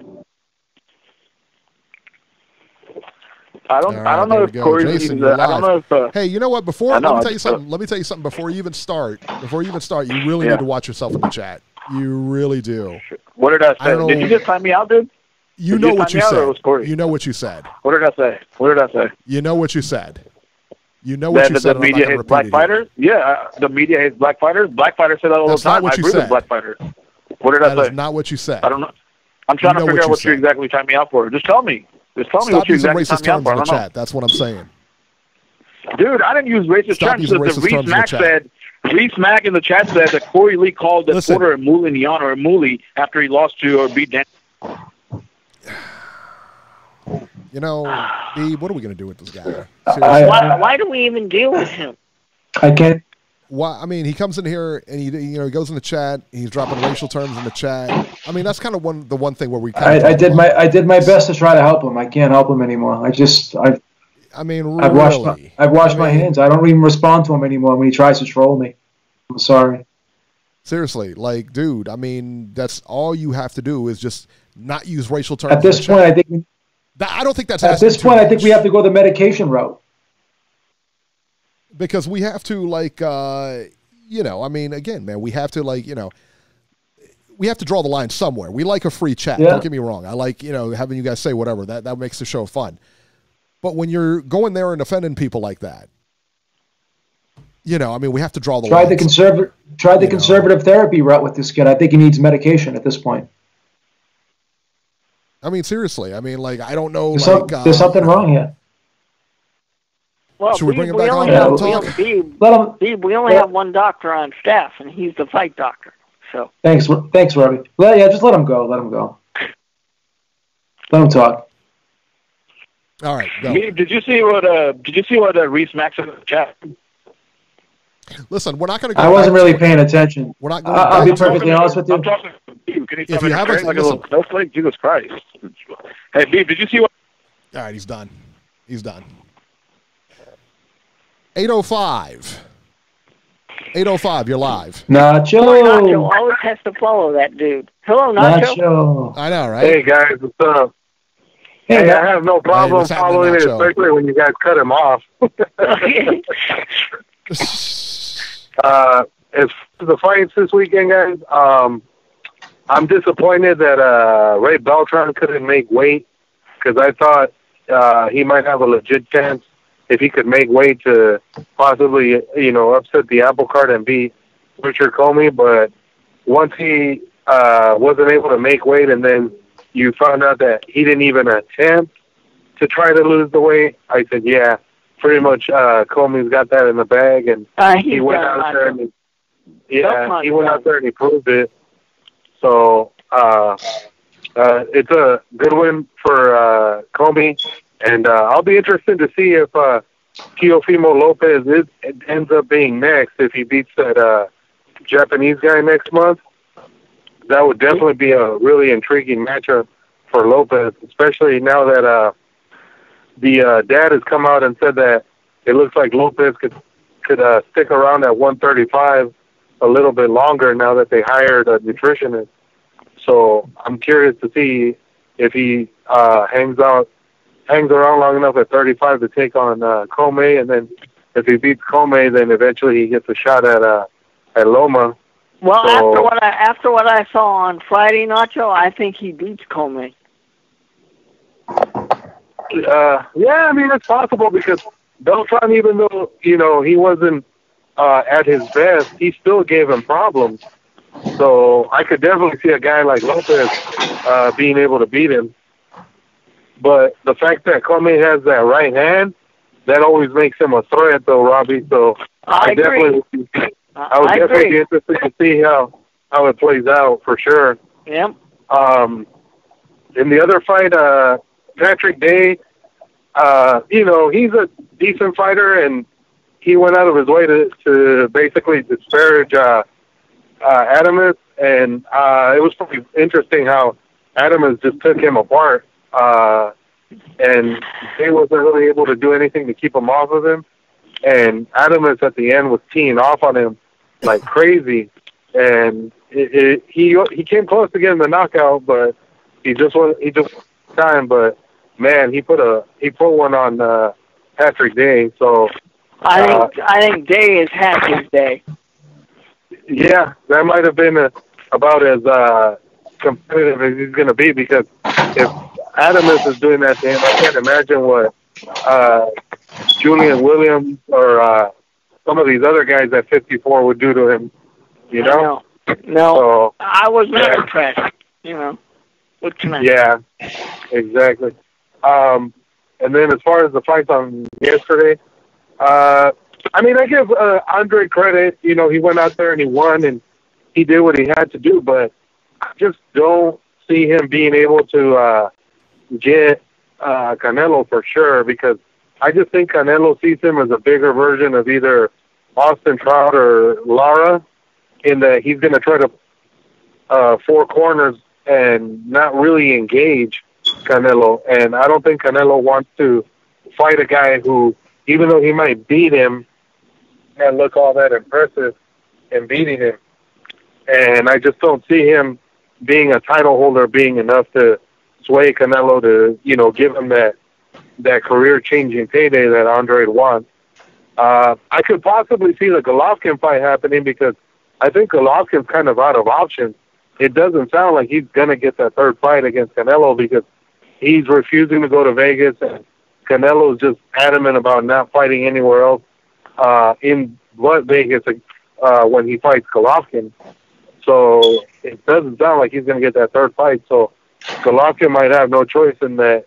He might be stuck having to take on Andrade, and if that happens, it's not a good matchup for Golovkin, and I just don't see him being able to get to Andrade. I think Andrade would win a decision, most likely, but it would just be a tough fight to watch, because Golovkin just wouldn't be able to get to him anymore, especially being that he's 37 and his legs aren't really there anymore. He needs a guy who's going to engage with him and, stand still, not a guy who he has to chase around the ring for 12 rounds. Well, what do you think about Golovkin and Charlo, Nacho, after what you saw with Charlo last night? I guess there's a possibility, but the question is that can Eddie Hearn work with Al Heyman, because of the fact that, they're on different promotional companies that I'm just curious if...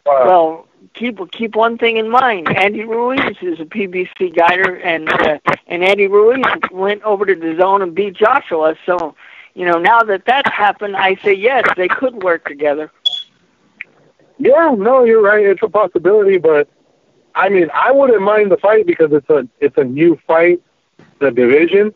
But considering what Charlo looked like yesterday, I'm not all that impressed, to be honest. That's why I'm saying if I'm Golovkin, I told the zone this is who I want, because Charlo looked horrible last night.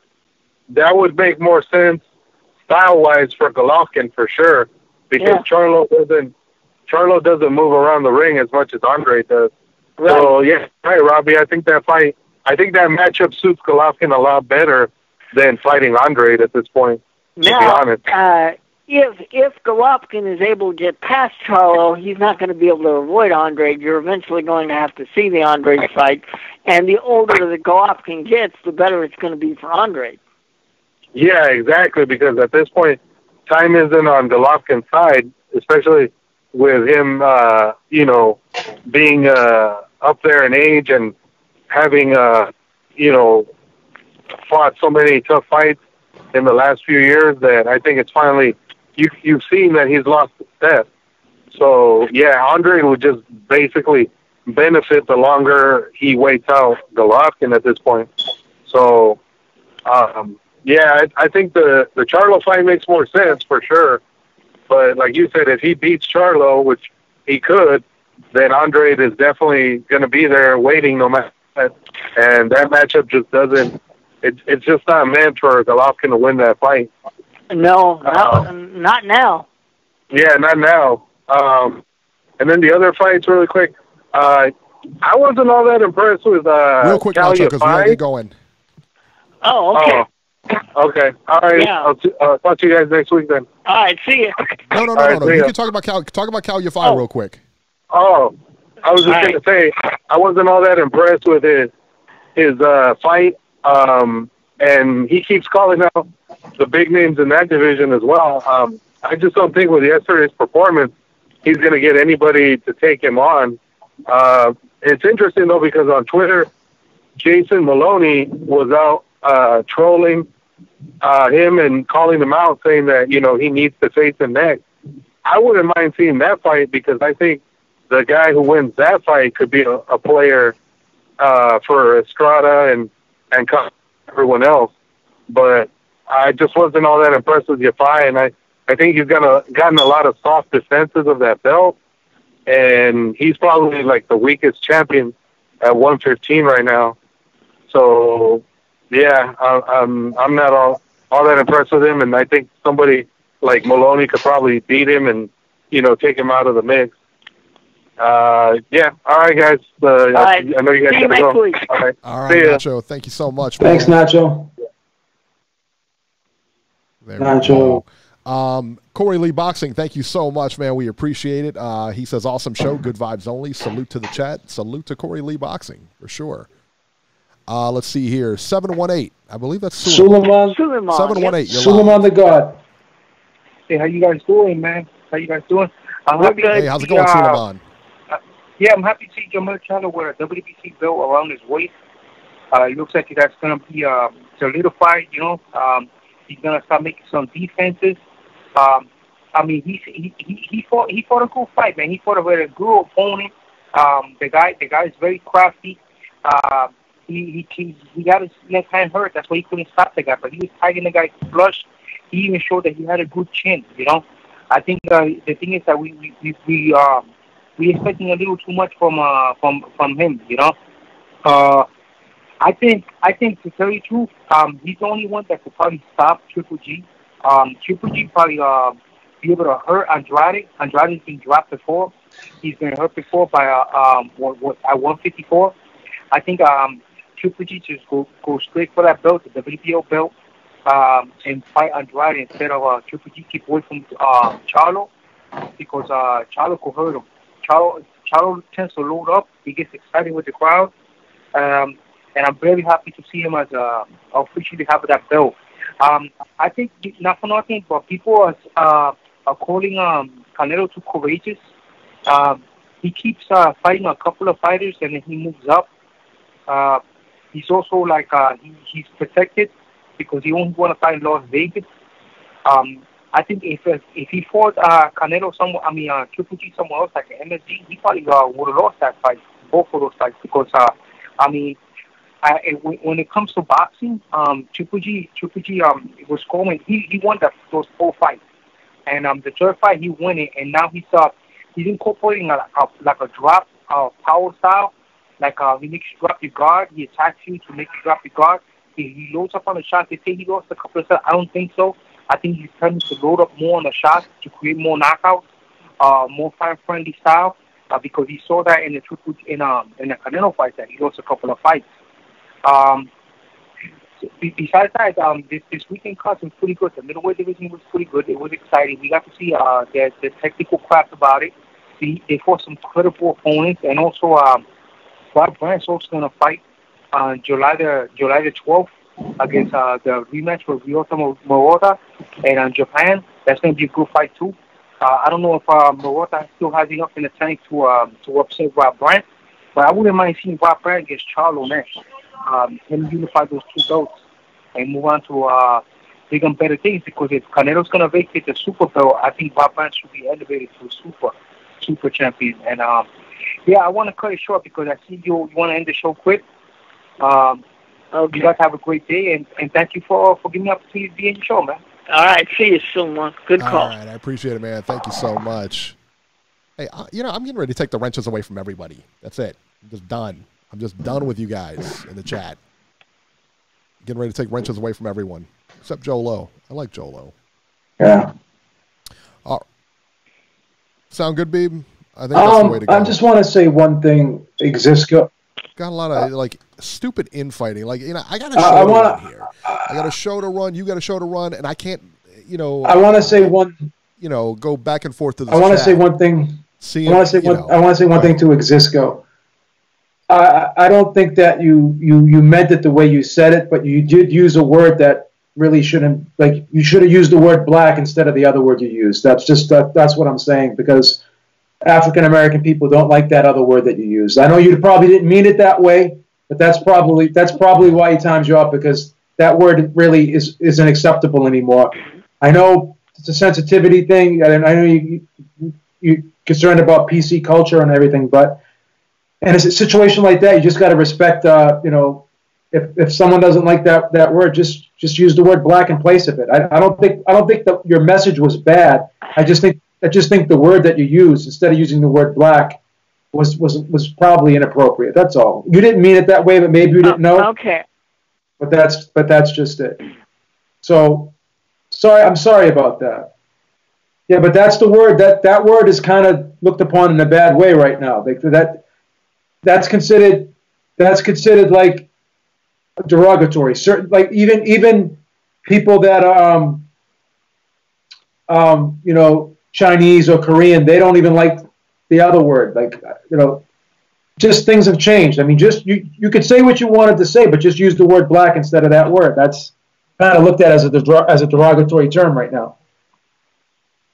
I don't even know what he said. No, the word. We're doing the chat. I'm doing the show. Exisco, you should have used the word black instead of the other word. That's what I'm trying to say. Your comment would have been perfectly fine if you used the word black instead of the other word. The other word's not really is really I got a serious question, guys. It's really frowned about. Is it a good idea to have a chat when we're trying to run a podcast? Absolutely. I mean, what was the purpose? Yes. Absolutely. Absolutely. Okay. Yes, absolutely. The chat we like the chat. The chat's never going away. Okay. Yeah, but now in the middle of the show, you have to correct everybody, and that's not right. So what, Robbie? So what? You know. You have to go to work tomorrow, Robbie? Well, who cares? No. If the show lasts to 9:30, it lasts till 9:30. I mean, come on. Yeah. Please. No, we're all supposed to be adults here. Why did somebody have to play babysitter? Well, because people have disagreements, Robbie. That's just part of life. I mean, we're here to deal with the disagreements. I don't want Exisco to leave. I don't want Exisco to leave, and I hope I like Exisco a lot. I like you a lot. I think you have great input. You're a great part of the chat, and if you leave, I will be very, very disappointed. And if there's anything I can do to keep you here, I'd want to keep you here. But again, give him a wrench. No, but you got to use the word black instead of the other word you used, because that other word is not looked upon 90 seconds in favorable light. That's all I'm saying. I know you didn't mean it the way in a derogatory way.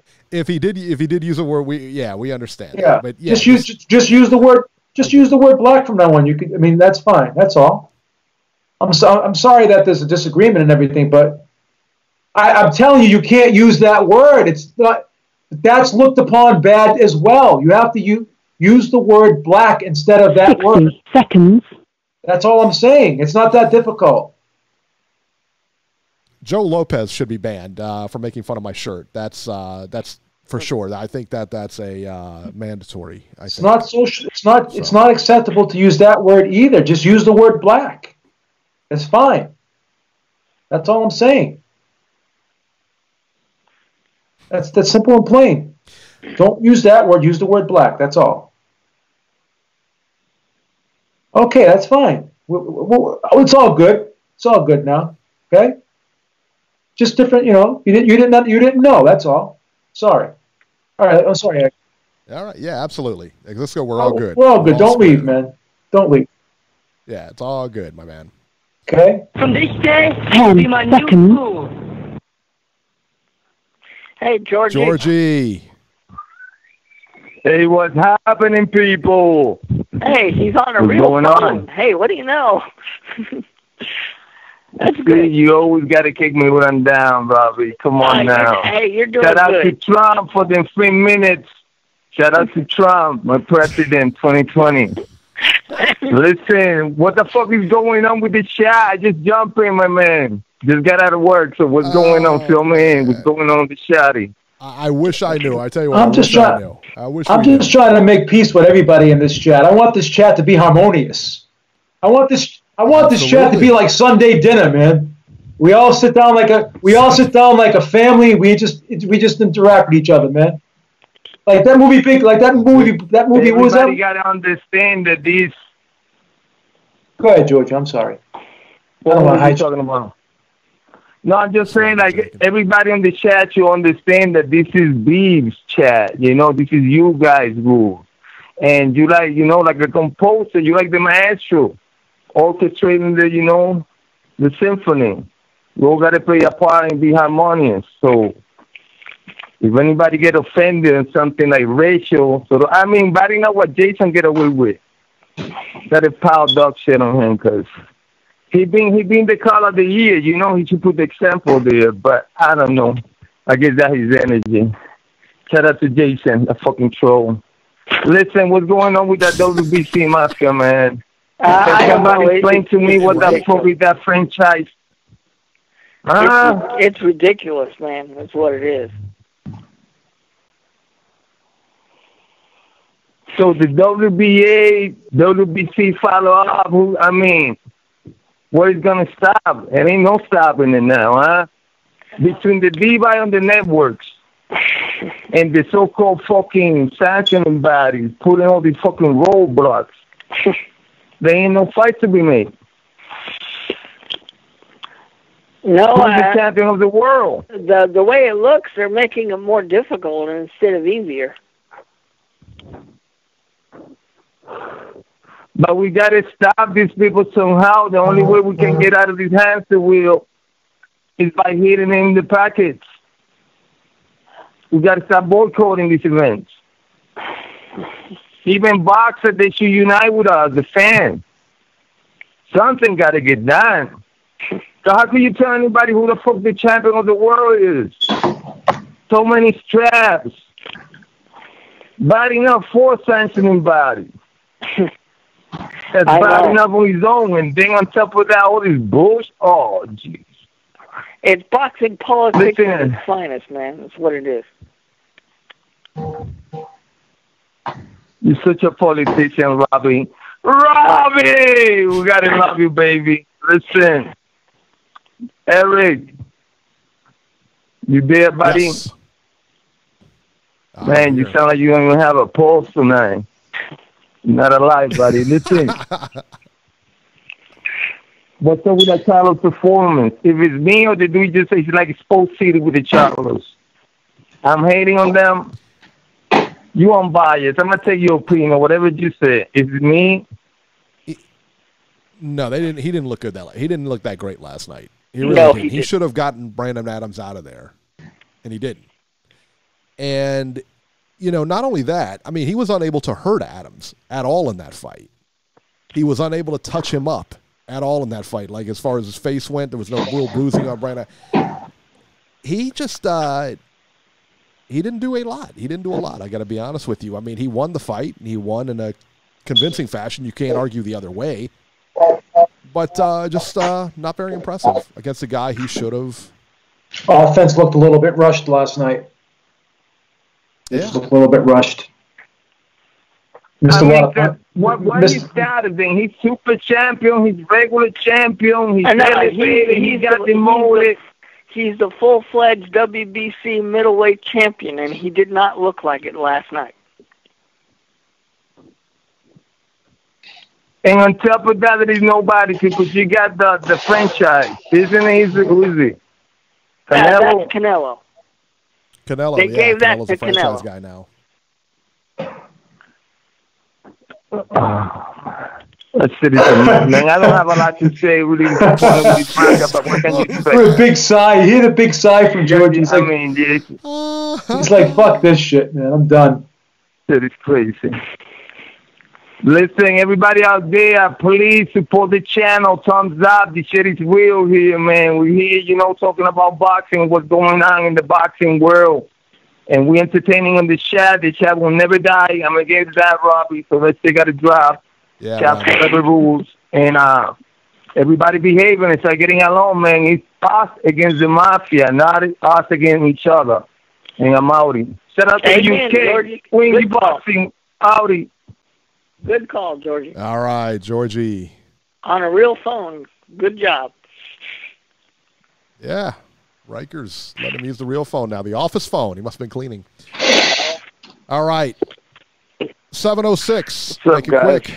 Sorry about earlier. Eric had a little meltdown, so I thought I'd call back. It's all good. But hey, did you guys have Robbie, when Sulecki fought Lozado, who did you have winning? I know the scores, but who did you have winning?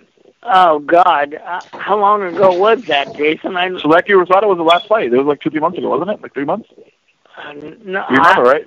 When was the last time Gabriel Rosado ever even fought? That was his last fight. All right, let me go to Eric. Who did you have winning that fight? Sulecki, Rosado. Do you remember? Sulecki. Yeah, I had Sulecki winning that fight. Yeah, I think he. Weren't most people saying that Rosado won? Because that's what I remember. Most people were saying Rosado won. It was a close fight. It was close. Yeah, it was close. He dropped him like 2-3 times, didn't he? Rosado dropped him 2-3 times. He dropped him in the last round, I think. That fight was close. He ended up closing the gap. Did you have Rosado winning? Fight. I think I had that. I'm trying to remember if I had that a draw or if I had Sulecki just edging it. But that was a close fight. Yeah. How many rounds did you guys give Charlo last night? Like 8, 9? Is that what everybody gave him? 8 or 9 rounds? Yeah, I think so. I couldn't give. I mean, I couldn't give him very many. But I think that guy was just so short, you know. Like he was getting under his fucking shoulders and under his fucking armpits, sticking his into there. I don't think he's ever fought a guy that short now. And it was probably just bad matchmaking, you know, because it's always harder to fight a shorter guy, kind of. I mean, look at how much trouble AJ has with guys like Tuckham and Andy. Well, what bothered me is he was.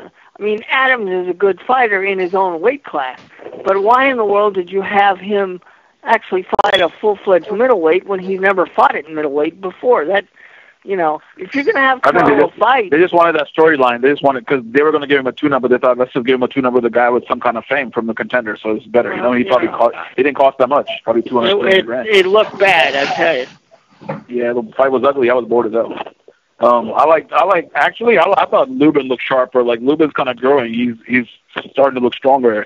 And if that rematch happens, I don't think it's going to end the same way. And, you know, who knows? Lubin can maybe upset him. Now that Kevin Cunningham is in his corner, you're going to see much better improvements. I'm not a fan of Ronnie Shields. Like, who has he ever even fucking improved? That guy fucking sucks to me. Like, he never tells your guy. When fucking Charlo's getting fucking frustrated and not landing punches, he's like, okay, listen to me.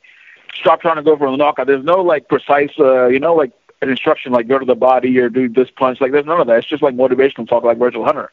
He needs a new trainer. I mean, that's what Derek James does with Spence. He's telling them exactly what to do. You know, these coaches, they're always, like, telling, like, I don't know, giving motivational sneak peeks. I don't really like that shit. There was no, like, go to the body. I didn't see Charlo go to the body at all, barely. That's the problem with these trends. They don't go to the body much, just like Wilder. I mean, they would make their life so much easier if they went to the body from round one. And that's what Spence is going to show us when he fights Porter. From round one, he's going to be ripping that fucking football player's body, I'm telling you. And Ohio is going to take another L that night. Yeah, I'm afraid so. Eric is going to be crying again. No. But that was a nice homecoming. That was a nice crowd. There was like 7,000 people, 6,500 people, or something like that. Yeah, it was. Good crowd. Yeah, it wasn't bad. And they said they sold it out. He didn't get that much promotion. He wasn't on fucking ESPN all the time like Fury and Loma. Like guys like Loma and Fury selling 5,000. You know, so people like to say he doesn't promote and all that shit. They need promoters, but Charlo's his own promoter. He's doing pretty fine right now. Jacobs doesn't sell that many tickets in Brooklyn, so he's doing good. But he needs a good fight. And he needs maybe they should. I think the Lubin rematch could happen soon. I'd like to see that fight because there's no other big fights for him unless they're going to send him to fight Canelo or Jacobs. I think maybe they should try to make the Jacobs fight. That might be more winnable for Charlo, right? I don't know. I don't know what they're going to do with this. Jacobs is moving to 168. Jacobs is moving to 168, though. Yeah, that's true. Yeah. Who's he going to fight there? Callum? Fight anybody up there. Yeah. I think Callum Smith's a bit overrated too. You know, only guy he's ever beat is fucking George Groves, and George Groves hasn't done much anyway. Also, Beeb, did you guys hear Sky Sports is like consolidating some of their dates, and they said the Sky fucking Saturday night fights have not been good, and Eddie was like, yeah, they've not been good. We need to focus and invest some more money in the UK. Did you see that? Yeah, Eddie's pretty much shit all over the UK right now, and he's shit all over Sky. He's taking another chin from Sky, I'll tell you that. Yeah.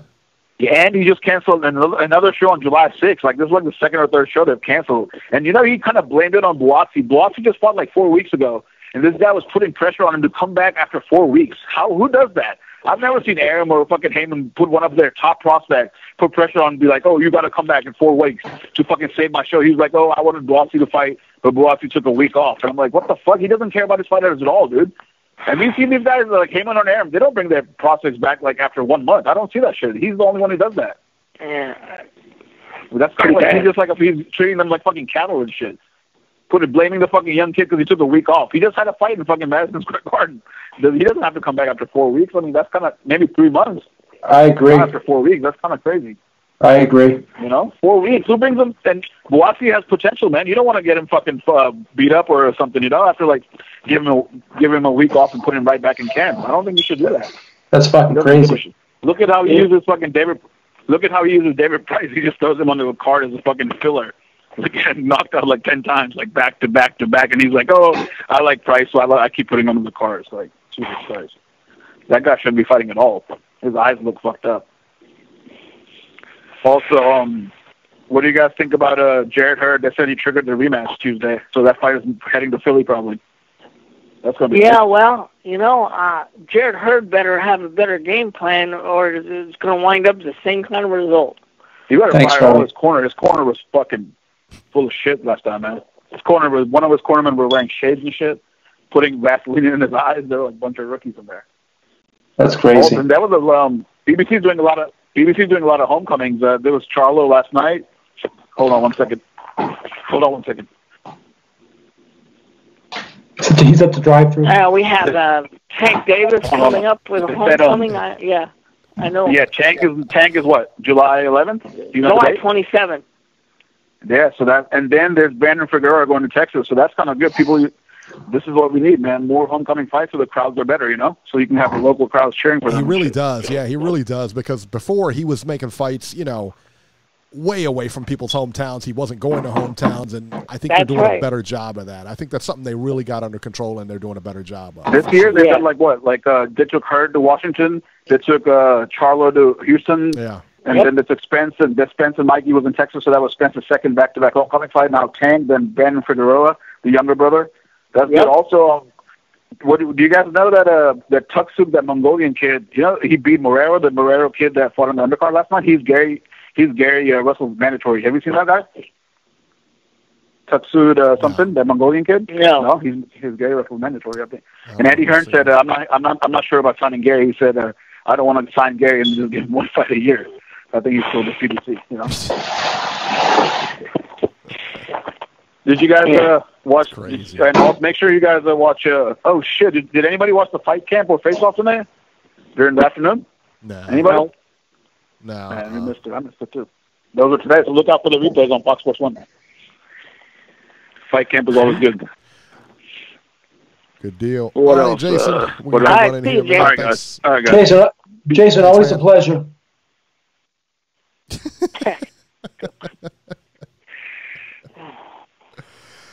All right, let's see here.